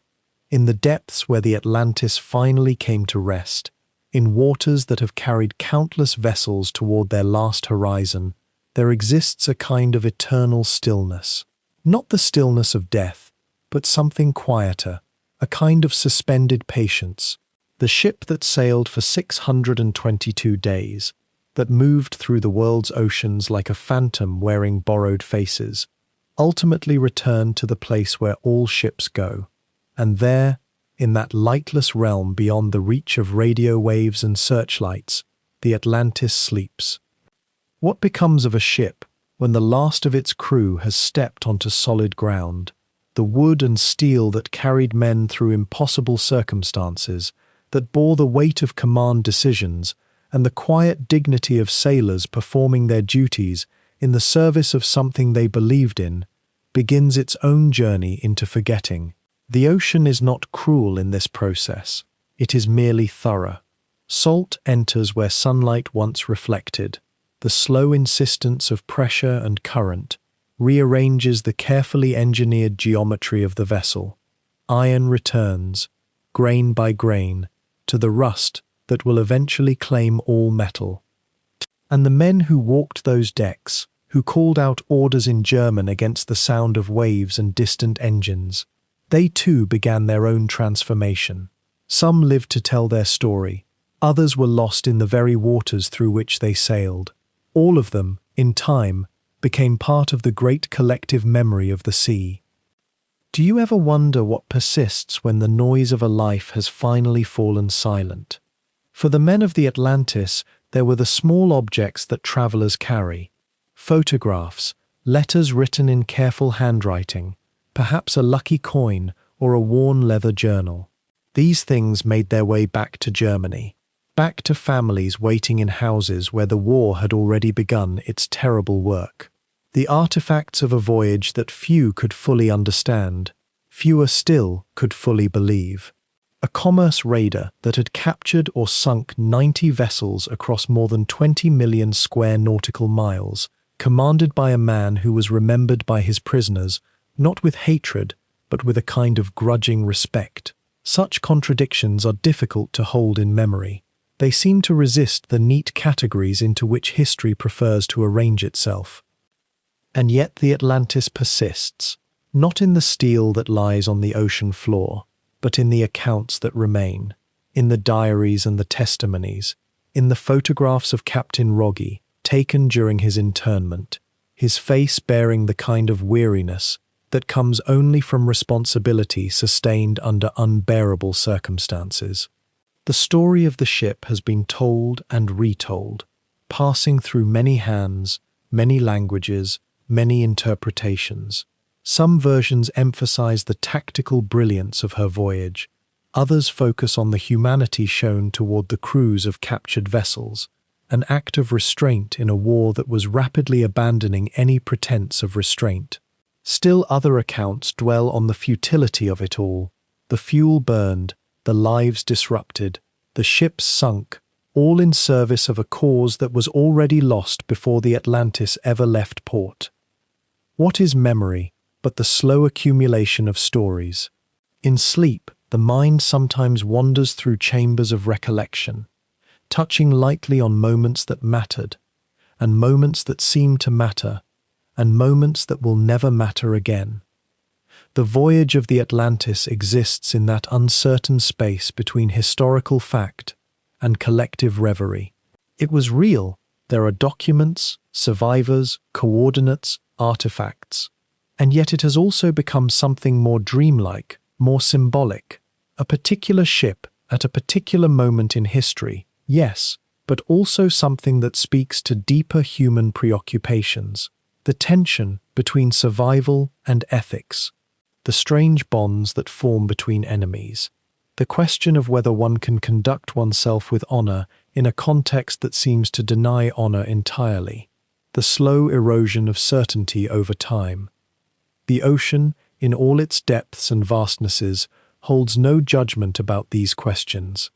It simply continues, indifferent to the small human dramas that play out on its surface and sink into its heart.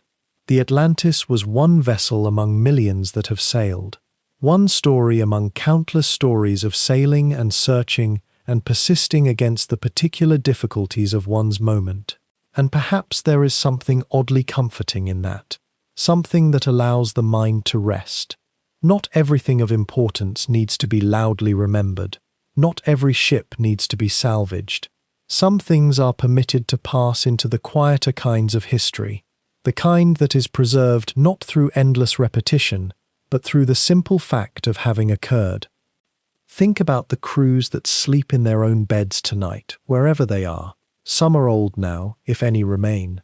Others have been gone for decades, their stories carried only in the memories of people who heard them second-hand.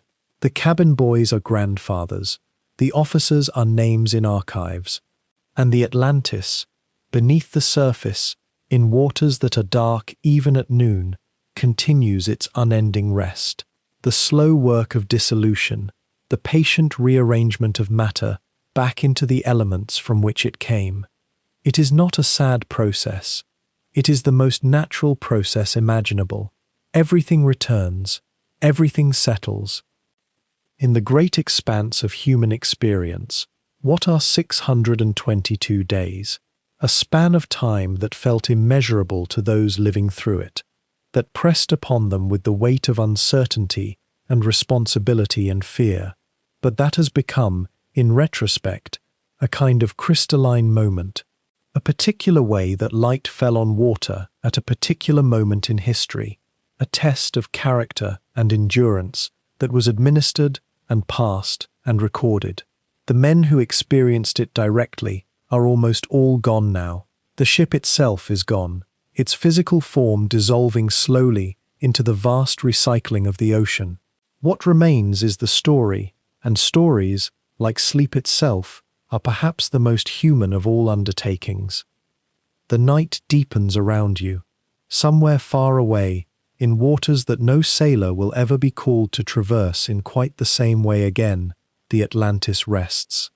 There are no more decisions to be made on that bridge. No more choices about mercy or severity or the complex calculations of survival. No more radio watches. No more the sudden appearance of smoke on the horizon. No more the careful approach under false colors. No more the moment of revelation when the guns are uncovered and another ship's fate is sealed.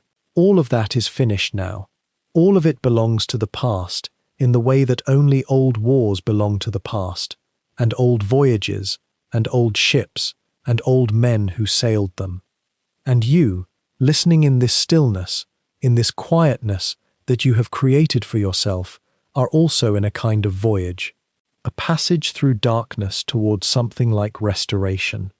The human body, like the human mind, requires periods of rest and seeming inactivity, just as the ocean requires the depths to exist below the turbulence of the surface. This is not loss, this is rhythm,